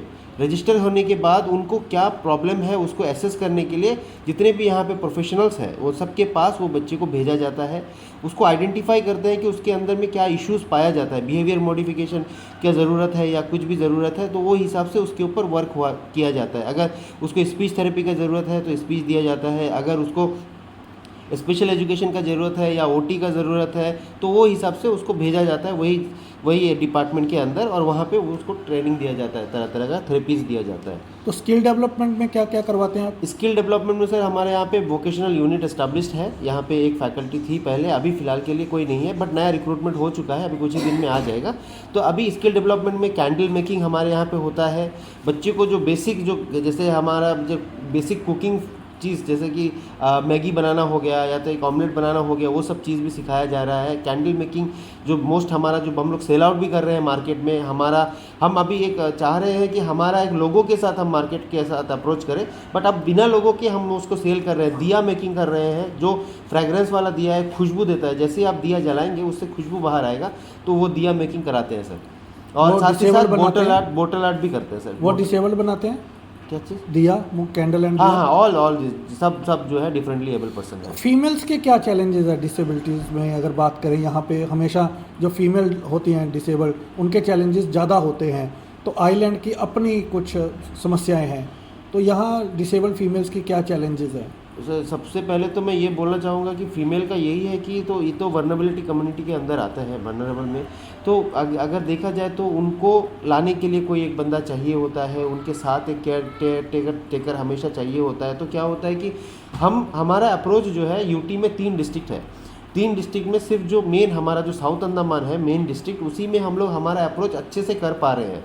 हमारा स्टाफ के शॉर्टेज की वजह से और हमारा इंफ्रास्ट्रक्चर शॉर्टेज की वजह से हमारा अप्रोच अदर जो डिस्ट्रिक्ट है वहाँ पे नहीं पहुँच रहा है. तो हमारा टारगेट वहाँ पे ख़त्म हो जा रहा है कि जहाँ पे दूसरे आइलैंड की बात हो जाती है. तो वो दूसरे आइलैंड में जितने भी डिफरेंटली एबल बच्चे हैं या जितने भी दूसरे एबल्ड पर्सनस हैं, उनको हम यहाँ अब तक नहीं ला पा रहे हैं और उनको हम ट्रेन नहीं कर पाते हैं. कुछ बच्चों को लेके पेरेंट्स आ जाता है, अगर कोई गर्ल चाइल्ड है, अगर वो डिफरेंटली एबल है तो वो उनको कभी कभी नहीं भी ला रहे हैं, क्योंकि वो दूसरे आइलैंड से हैं. यहाँ पे आके कहाँ रुकेंगे, क्या करेंगे, उनके साथ रहना है, तो ये सारे चैलेंजेस आ रहे हैं. तो उनकी सिचुएशन तो बहुत ख़राब होगी फिर वहाँ पे. जी सिचुएशन तो ख़राब है सर, बट हमारा अप्रोच वहाँ तक नहीं पहुँच पा रहा है बिकॉज ऑफ दिस 2 रीजंस. एक तो हमारा स्टाफ का स्ट्रेंथ कम है, दूसरा हमारा इंफ्रास्ट्रक्चर उतना हाई. गवर्नमेंट का क्या रोल है उन एरियाज़ में? गवर्नमेंट का सर एक्चुअली सोशल वेलफेयर का अप्रोच हर एरिया में है, बट सोशल वेलफेयर और हमारा जो है टाई अप के साथ चलता है काम। तो हम चाहते हैं कि हमारा अप्रोच हर आइलैंड पे हो जाए। अगर उतना हो जाता है तो हम ये चीज़ कर सकते हैं कि उनको यहाँ पे लॉजिंग फैसिलिटी दे दे, यहाँ पे आके उन लोग ट्रीटमेंट ले, उन लोग थेरेपी ले, अपने आप को जितना भी हो सके हद तक रिकवरी करके रिटर्न जा सकते हैं ऐसे। तो सोशल वेलफेयर ऑफिस की आपने कहा कि काफ़ी रीच है वहाँ पे भी। जी जी सोशल। तो क्या सोशल वेलफेयर इनफ कर रहा है ताकि बच्चे यहाँ एजुकेशन हासिल कर सके या स्किल डेवलपमेंट कर सके, या अभी और काम की ज़रूरत है? सर सोशल वेलफेयर के ऊपर मैं कोई टिप्पणी नहीं देना चाहूँगा, क्योंकि सोशल वेलफेयर अपने हिसाब से काम तो कर ही रहा है सर, ये तो हम नहीं बोलेंगे। वो अपने हिसाब से काम कर रहा है, बट उनका मेजर फील्ड नहीं है डिसेबिलिटी में। उनका सिर्फ इतना ही रोल होता है कि वो UDID कार्ड इशू करते हैं। उनको नोडल डिपार्टमेंट बनाया गया है UDID के लिए। ओके। तो UDID सप्लाई वो करते हैं, UDID कार्ड। अदर देन जो हमारा काम है, जो थेरेपी देना और साथ ही साथ जो ट्रीटमेंट रिलेटेड, वो हमारा काम है सर।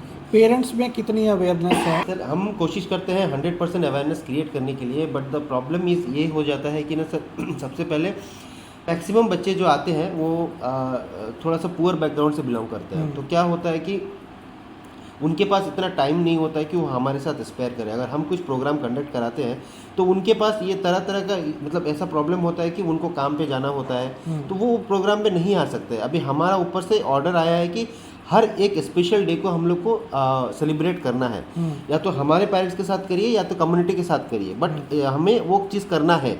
बट हम नहीं कर पाते, सिर्फ रीज़न यही है कि हमारे पेरेंट्स जो है वो नहीं आ पा रहे, कोई रीज़न से जो है वो हमारे साथ जुड़ नहीं पा रहे उतने हद तक।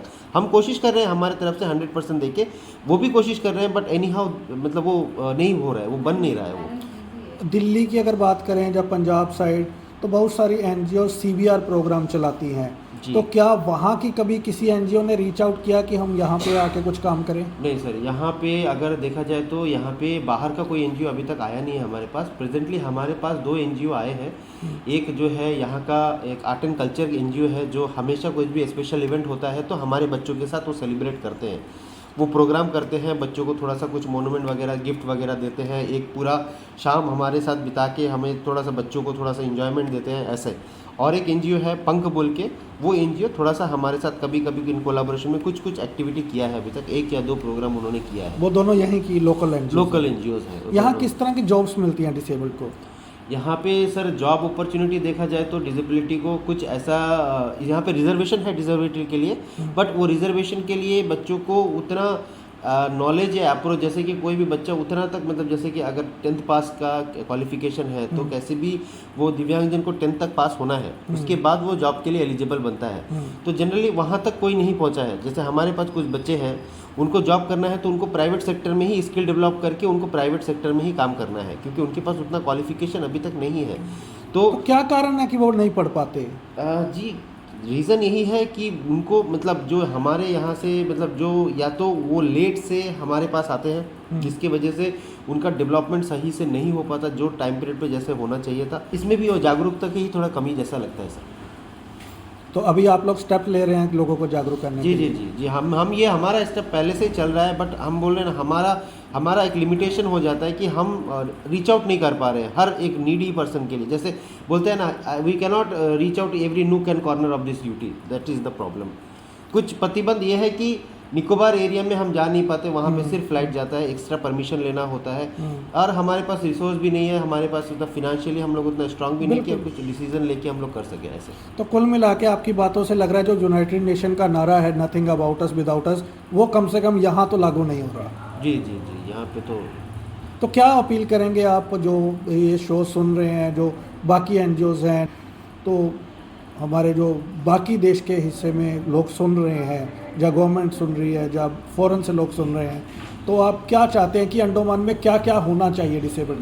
मैं सिर्फ इतना कहना चाहूँगा कि डिसेबिलिटी एक ऐसा क्षेत्र है जो क्षेत्र में हर किसी को फोकस करना ज़रूरी है, क्योंकि ये दिव्यांगजन का एक मतलब एक ऐसा है, एक परिवार जैसा है जिसको सपोर्ट करने के लिए सबको हाथ मिला के चलना है, ना कि सिर्फ NGO को, ना ही सिर्फ गवर्नमेंट को देखना होगा कि यूटी में अगर ऐसा कुछ चल रहा है तो इनको क्या क्या चीज़ का कमी है। हम बहुत बार बोल चुके हैं वो आइडेंटिफाई करना है।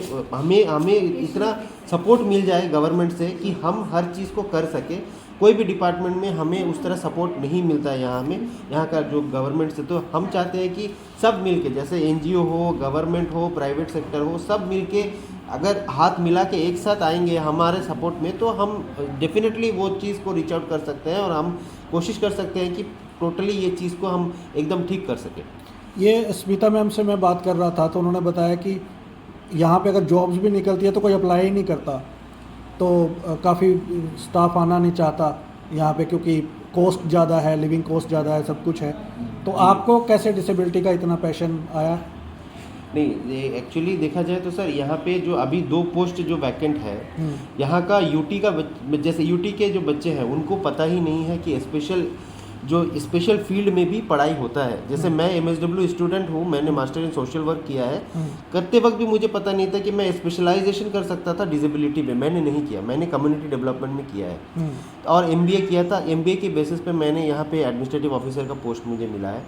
तो एक्चुअली मुझे पहले से पैशन था काम करने का। और अभी जो भी यहाँ पे जो यूटी के बच्चे हैं उनको पहला तो नॉलेज नहीं है कि ऐसा भी कोई कर सकता है। स्पेशल एजुकेशन का कोर्स होता है, स्पेशल एडुकेटर का कोर्स होता है, स्पीच थेरेपिस्ट का कोर्स होता है जो कर सकते हैं। यहाँ के बच्चे जनरली सोचते हैं कि हमें या तो क्लर्क बनना है या तो MBBS डॉक्टर बनना है, हमें बाहर जाना है, JBT करना है, PET टीचर बनना है। तो एक कॉमन जो है ना सबके दिमाग में वही चलता है। ये फील्ड सबको अननोन फील्ड है, सबको पता नहीं है कि ये फील्ड में भी कुछ कर सकते हैं। तो पहला मैं ये बोलूँगा कि यूटी के बच्चे को ये जागरूकता हो जाए कि ये ऐसा भी कुछ कोर्स है। बच्चे ज़्यादा से ज़्यादा जाए बाहर, कोर्स करके आ जाए और यूटी के ही जो जितने भी दिव्यांगजन हैं उनको मदद करें फ्यूचर में। ये पहला मैं बोलना चाहूँगा। और बाहर वाले यहाँ इसलिए नहीं आते हैं कि ये मेनलैंड से बहुत दूर है, तो या तो फ्लाइट से या तो शिप से जाना आना होता है। तो एक परिवार जो है, अगर कोई गर्ल चाइल्ड का यहाँ पे जॉब होता है या तो कोई बच्चे का जॉब होता है तो वो यहाँ पे पहले तो छोड़ते नहीं है कि इतना दूर काला पानी में आप जाओगे। Generally people are thinking that ये काला पानी एरिया है, यहाँ पे सब जो है यहाँ में कुछ भी अच्छा नहीं है। वो थॉट प्रोसेस में आधा आदमी छोड़ता नहीं है कि अंडमान में जाके जॉब करने कोई ज़रूरत नहीं है। जो भी है यहाँ में तो आप 10,000 भी कमाओ काफ़ी है। वहाँ पे जरवा है, वहाँ मत जाओ, यहाँ पे ये है, काला पानी में क्यों जाओगे। ये कॉन्सेप्ट जो है ये एकदम stigma needs to go. Yes वो स्टिग्मा है, मतलब वो जो है। तो अभी आप बता रहे हो कि 10th भी बच्चे बहुत मुश्किल से कर पाते हैं यहाँ डिसेबल्ड। हाँ जी, वो तो है, क्योंकि देखिए इंक्लूसिव एजुकेशन बोलते हैं। किसी डिसेबल्ड को किसी गवर्नमेंट ऑफिस में देखा आज तक जॉब करते हुए? करते हैं यहाँ पे जी बहुत जन करते हैं, 1-2 जन नहीं, बहुत जन करते हैं। किस पोस्ट पे? जैसे बहुत जन हो गए, LGC पोस्ट पे है, कोई बड़े पोस्ट पे भी है, काम करते हैं। बट दे आर मतलब जैसे कि हमारे यहाँ पे जितने बच्चे हैं उसमें से मतलब जैसे मल्टीपल डिसेबिलिटी हो गया तो उनको तो मतलब नहीं हो पाता है उनसे। तो अगर जैसे किसी को अगर थोड़ा सा हैंडीकैप है, पाँव में थोड़ा सा प्रॉब्लम है, तो इस तरह वाले जो है वो बहुत ज़्यादा जॉब में है। और ब्लाइंड का क्या स्टेटस है? ब्लाइंड का सर मैंने अभी तक तो मेरे नॉलेज में तो मैंने नहीं देखा ना। मैंने बहुत सारे लोगों से पूछा, मैं मैम को बता रहा था तो मेरे को जो है ऑटो पे सफ़र कर रहा था, गाड़ी में कर रहा था, वो कहते हैं हमने पहली बार आपको देखा है यहाँ पे। जी ये मैं भी बोलूँगा, मतलब मेरे नॉलेज के हिसाब से मैंने तो नहीं देखा कोई ब्लाइंड को जॉब में अभी तक, आज का डेट में मैंने नहीं देखा सर यहाँ पे यूटी में।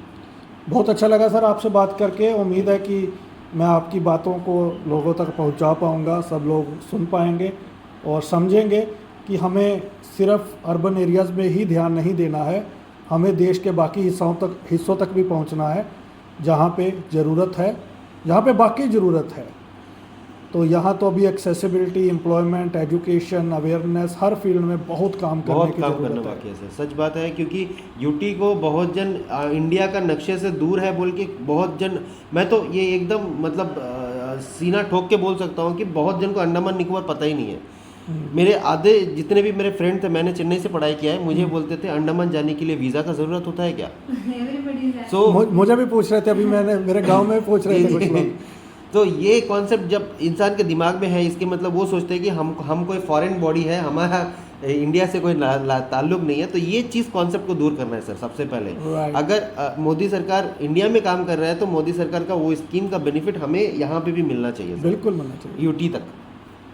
बिल्कुल। Thank you so much, it was lovely talking to both of you. Thank you sir. तो हमारे साथ एक पेरेंट हैं, उनसे जानेंगे। क्या नाम है आपका? जी अफसाना। कहाँ से आप? जी यहीं से हैं। क्या डिसेबिलिटी है आपके बच्चे को? स्पीच डिले है अभी तक और थोड़ा बैठने के लिए प्रॉपर ADHD जी। तो आपको जागरूकता थी, यू वर अवेयर कि इन बच्चे को पढ़ाना चाहिए और भी बच्चे पढ़ते, कैसे पता लगा आपको CRC के बारे में? जी मतलब सारे बच्चों को देखकर और अपने बच्चे को देखकर थोड़ा मतलब लगता था कि थोड़ा अलग है, डिफरेंट है अलग से, मतलब प्रॉपर किसी के साथ सोशलाइज नहीं होता है, खेलता नहीं है। तो डॉक्टर से कंसर्न सब करने के बाद ही पता चला है हम लोग को कि ADHD प्रॉब्लम है बच्चे को। यहाँ आने के बाद क्या क्या आपको मालूम चला और क्या चेंजेस आए? आपको लग रहा है कि बच्चा भी इम्प्रूव कर रहा है? जी बच्चे के ग्रोथ के लिए भी मतलब ये नॉर्मली जो है 5 मिनट जो है नहीं बैठते थे बच्चे, जो अभी जो 1-1 घंटे ऐसे ही कि प्रॉपर वो बैठता है, बैठ के मतलब प्रैक्टिस करते हैं अपने आप से, डिसिप्लिन में ही रहता है यहाँ से वहाँ, मतलब नहीं कूदाकादी वगैरह नहीं करता है। गवर्नमेंट क्या फैसिलिटी दे रही है डिसेबल को यहाँ पे? एज ए पेरेंट आपको लगता है कि गवर्नमेंट कोई फैसिलिटी दे रही है? जी हाँ, लग रहा है कि अभी मतलब बच्चे में इम्प्रूवमेंट है। और नहीं, गवर्नमेंट कोई बेनिफिट दे रही है आपको डिसेबिलिटी के बेस पे? अभी तक तो नहीं है सर, अभी जस्ट स्टार्टिंग ही है, डेज है बच्चे का, तो इतने। बाकी पेरेंट्स को क्या कहना चाहेंगे जो अपने बच्चों को नहीं भेजते स्कूलों में, घर ही रखते हैं? उनके लिए बस यही कहना है कि बच्चे को जो है सोशलाइज करवाइए आप। ये नहीं है कि बच्चे मतलब ऐसे नॉर्मल नहीं है तो आप स्पेशल चाइल्ड को घर पर रख कर क्योर कर सकते हैं। आप जितना मतलब बच्चों के साथ उन्हें अटैच करेंगे तो उतना मतलब प्रॉपर बच्चे जो है रेगुलर अपना थेरेपी लेंगे तो उसमें उनमें उतना एक्टिवनेस आएगा। घर पे रख के आप उन्हें दूसरे के साथ कंपेयर ना करें। बच्चों को एजुकेशन की बहुत ज़रूरत है, प्रॉपर मतलब अपने आप में वो थोड़ा ग्रोथ करेंगे उनका, वैसे इनके लिए। थैंक यू मैम हमसे बात करने के लिए। Thank you so much sir. क्या नाम है आपका? मेरा नाम अरुण है। अरुण जी, क्या डिसेबिलिटी है आपके बच्चे को? माइल्ड ऑटिज्म है। आपको कब पता लगा CRC के बारे में? CRC के बारे में जब हम यहाँ बगल में हमारे पास एक स्कूल MGIS, बच्चा वहाँ एडमिशन था, तब हम जब यहाँ आते थे तब हमें स्कूल से ही रेफ़र किया। तो उस समय CRC नहीं था तब यहाँ पे जो VRC था, तब उसके बाद में हम VRC से ही जुड़े, लेकिन उस समय उतना स्टाफ नहीं थे। और 2018 में जाकर 19 में जाके CRC आया। मैम तो अभी 2021 में आए हैं, इससे पहले जियोपॉल सर थे तब। यहाँ क्या डिसेबल्ड बच्चों के सामने चैलेंजेस है आपके हिसाब से? अंडमान में जी, अंडमान में बहुत बड़ा चैलेंज सबसे बड़ा ये है कि एडमिनिस्ट्रेशन या जो अथॉरिटीज़ है उनको अभी तक ये सीरियसनेस का असेसमेंट नहीं है। ये सीरियसनेस का असेसमेंट नहीं होगा तो प्लानिंग ही क्या करेंगे? वो अभी भी समझते हैं कि हमारा जो फिजिकली चैलेंज लोग हैं बस वही आपका इसमें आते हैं, बस उनके हिसाब से खाली यही है। बट जो हमारे जैसे ऑटिज़म के बच्चे हैं, ADHD के बच्चे हैं, डिसलेक्सिया के बच्चे हैं, उनके लिए जो फैसिलिटीज़ चाहिए, इवन जो एडमिनिस्ट्रेटिव फैसिलिटी चाहिए, यानी कि एक मॉडल स्कूल होना चाहिए जो इन बच्चों के लिए फोकस्ड हो, ये सब फैसिलिटीज़ अभी नहीं है यहाँ पर। और जो CRC है, CRC भी तभी कर सकेगा जब इनके पास में आप जगह देंगे। ये बिल्डिंग भी उनका नहीं है। जहाँ तक मैंने 2-3 बार लेटर लिखा, 2-3 बार इनके डायरेक्टर साहब से भी बात की, तो यहाँ ये बिल्डिंग उनका नहीं है। तो बिल्डिंग उनका ना होने के कारण उनको अपने ऑर्गेनाइजेशन से रिक्वायर्ड फंड और सपोर्ट नहीं मिल रहा है। जो ज़मीन इनको अलॉट की गई है वो ज़मीन अभी तक उनको हैंडओवर ही नहीं हुई है। तो बेसिक जो सेटअप है वही सबसे बड़ा शॉर्ट हो रहा है अभी तक। जो लोग हैं as a parent of persons with disability, जी, तो लोग सपोर्ट करते हैं या दे मॉक और मतलब एक नेगेटिविटी? नहीं, ऐसा नहीं है। डाउन द लाइन पहले होता था, लेकिन अब लोगों में भी थोड़ा अवेयरनेस आ रहा है। लोग समझते हैं कि हाँ बच्चे ऐसा भी ये बच्चों को ये तकलीफ हो सकती है। पहले उनको ऐसा लगता कि ओनली एक वर्ड था ना, मेंटल डिसेबिलिटी है, पर अब लोग समझ रहे कि नहीं, ये बच्चे को हाइपर एक्टिविटी है, ये बच्चे को डिसलेक्सिया है। थैंक्स टू कुछ थोड़ा अवेयरनेस कैंप्स भी हुआ, फिर ये CRC भी है, और भी बहुत लोगों के कारण थोड़ा सा चेंज हुआ है। यहाँ की जो यूटी गवर्नमेंट है वहाँ उनसे आप क्या डिमांड रखना चाहते हैं और सेंट्रल गवर्नमेंट से क्या डिमांड रखना चाहते हैं? यूटी गवर्नमेंट से डिमांड तो नहीं, पर यूटी गवर्नमेंट ने ऑलरेडी एक जगह इनको एश्योर की हुई। आई थिंक वो जगह इनको मिले तो ये फिर अपने ऑर्गेनाइजेशन से उसका सेटअप को कंप्लीट स्कूल टर्न कर सके, क्योंकि स्कूल टर्न होगा तभी आप एक बड़ा डिफरेंस देख पाएंगे।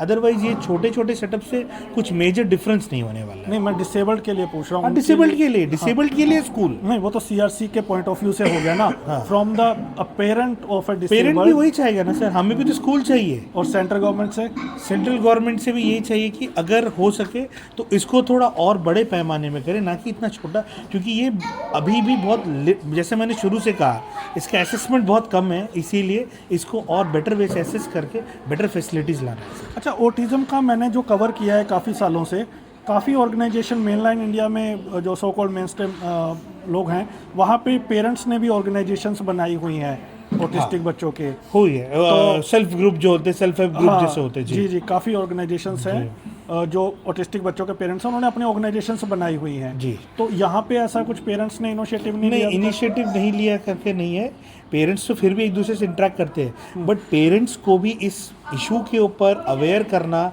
ट्रेन करना भी अभी बाकी है। तो जब मैं तक वही बोल रहा हूँ कि आप लोगों ने कोशिश नहीं की उन ऑर्गेनाइजेशन से जुड़े जो इन सर ये मैं देखिए इट इज़ वेरी डिफ़िकल्ट कि मेनलैंड से बिना कोई मैसिव सपोर्ट के इतनी दूर फार फ्लंग एरिया में बहुत चीज़ें मुश्किल होती है। सीआरसी इतना बड़ा ऑर्गेनाइजेशन होकर भी नहीं कमिट कर पा रहा है। जी जी, ठीक है, क्योंकि उनका भी चैलेंज यही है कि इतनी दूर मैं कैसे जाऊंगा, मैं कैसे रहूंगा, हम कैसे सरवाइव करेंगे। तो बहुत चैलेंजेस है, और सबसे बड़ी बात सर, सबको काम करना है थोड़ा सा अपने फैमिली के लिए भी, तो वो सारे फाइनेंशियल एंगल, इमोशनल एंगल, सब कुछ थोड़ा सा अंडमान पे असर करता है। बिल्कुल बिल्कुल। थैंक यू सो मच हमसे बात करने के लिए। Thank you. तो हमारे साथ विश्वास सर हैं, नोडल ऑफिसर हैं सोशल वेलफेयर ऑफिस में, डिसेबिलिटी पे काम करते हैं। तो बड़ी मुश्किल से हमें बात करने का मौका मिल रहा है इनसे, तो इनसे हम जानते हैं कि क्या क्या गवर्नमेंट की स्कीम्स है, क्या डेमोग्राफी है, कितने डिसेबल्ड हैं, कैसे वो एजुकेशन और एम्प्लॉयमेंट हासिल करते हैं। Over to you sir. Thank you so much talking to radio डन। नमस्कार जी, ऐसा है मैं सोशल वेलफेयर डिपार्टमेंट से मैं नोडल ऑफिसर हूँ डिसेबिलिटी की।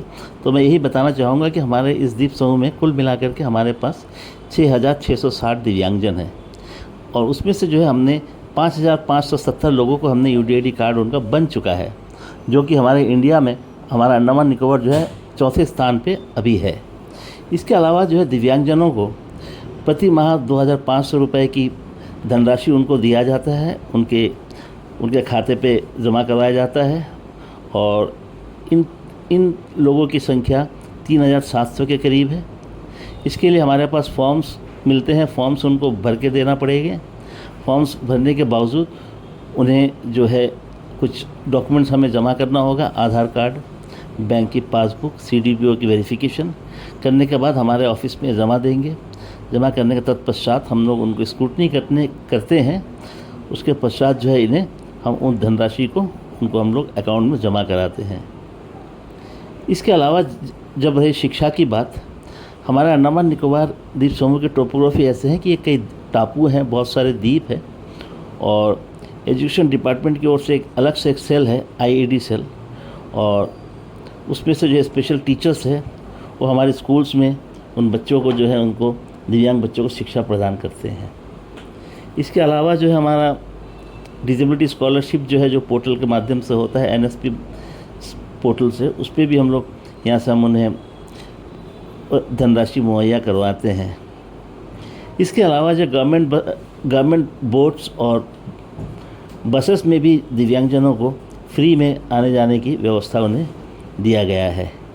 इसके अलावा जो है गवर्नमेंट सेक्टर पे उनको रिजर्वेशंस हैं, अलॉटमेंट ऑफ क्वार्टर्स पे उनको दिया है।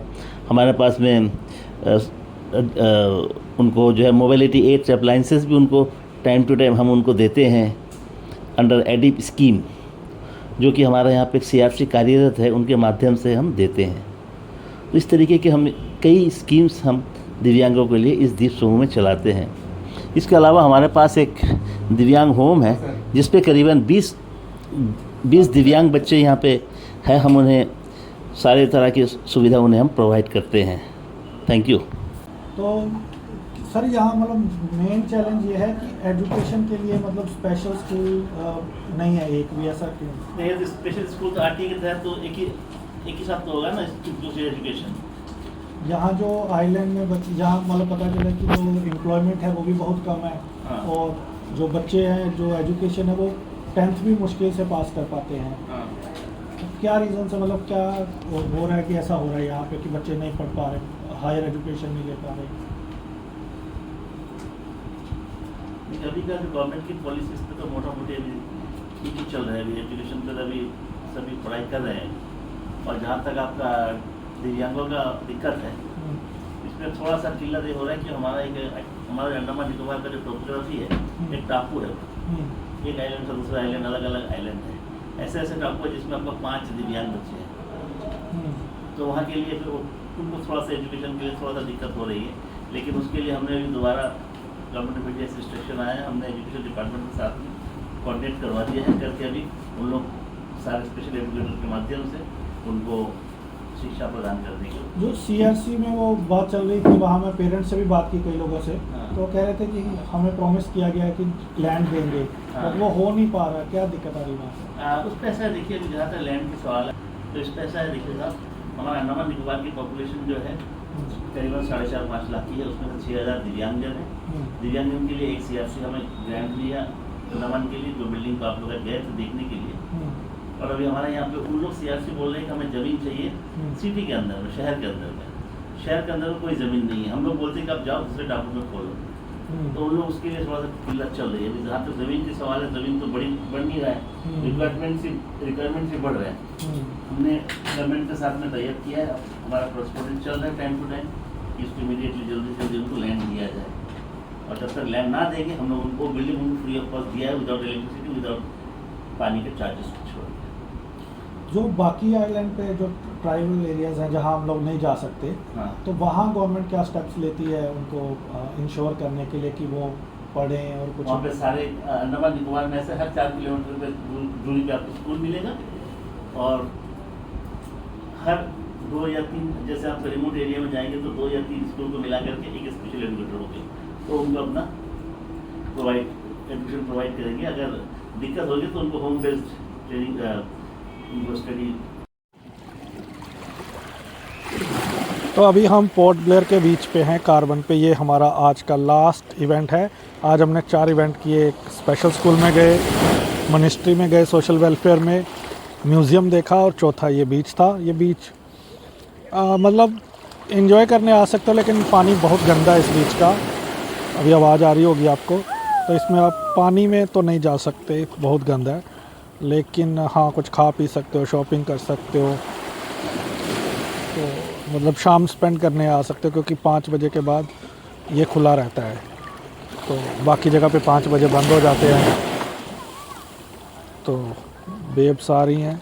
पानी में कोई भी नहीं है। हम गए थे थोड़ा सा, लेकिन कीचड़ है पानी के नाम पे, और आगे ज़्यादा जा नहीं सकते क्योंकि ये बेब्स बहुत तेज़ हैं।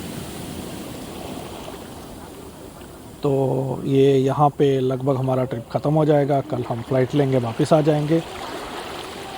तो मज़ेदार एक्सपीरियंस रहा है अभी तक। डिसअपॉइंटिंग नील आइलैंड ही रहा है। तो बाकी बातें मैं करता हूँ आपके साथ। बहरहाल यहाँ हमने केले के पकोड़े खाए हैं, और वो इंटरव्यू भी आपको सुनाएंगे। सोशल वेलफेयर में क्या क्या डिसेबिलिटी को लेके यहाँ पे है, वो वाला एंगल भी एक बताने की कोशिश करूँगा इस ट्रिप में। तो आज का दिन काफ़ी हेक्टिक रहा, क्योंकि ऑफिस 5 बजे बंद हो जाते हैं। तो मेरी कोशिश थी कि मैं एक बार डिसेबिलिटी डिपार्टमेंट के डायरेक्टर से मिल के आऊँ, और स्पेशल स्कूल में भी जाके आऊँ, देख के आऊँ। तो अभी कुछ ही देर में हम जाएंगे। तो आज हमने ये 4 चीज़ें घूमी।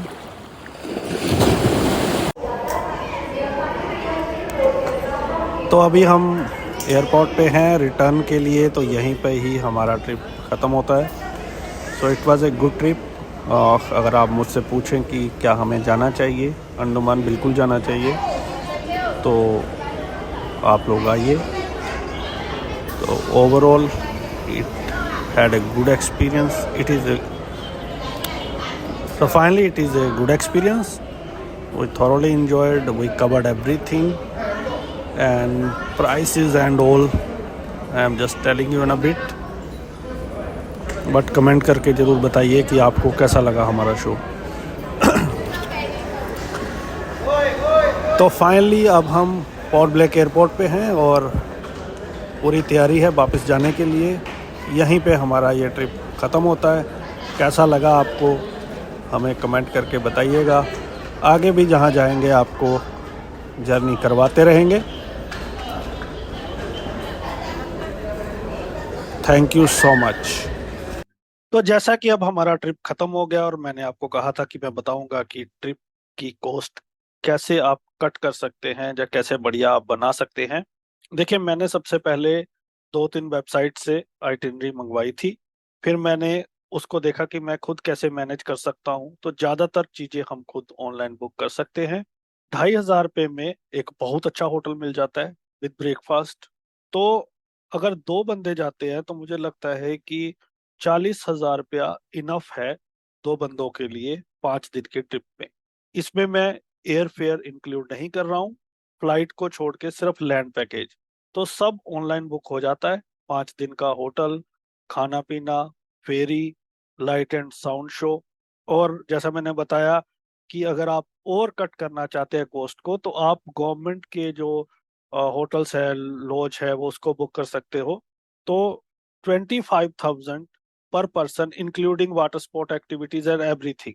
तो आप बहुत अच्छे से ये ट्रिप कर सकते हो, लेकिन इसमें एयर फेयर का जो प्राइस है वो इंक्लूडेड नहीं है। अगर फिर भी आपको कुछ भी मदद चाहिए अंडमान में विजिट के लिए, तो आप मेरे से कांटेक्ट कर सकते हैं। मेरा नंबर है 9463668196। Bye bye.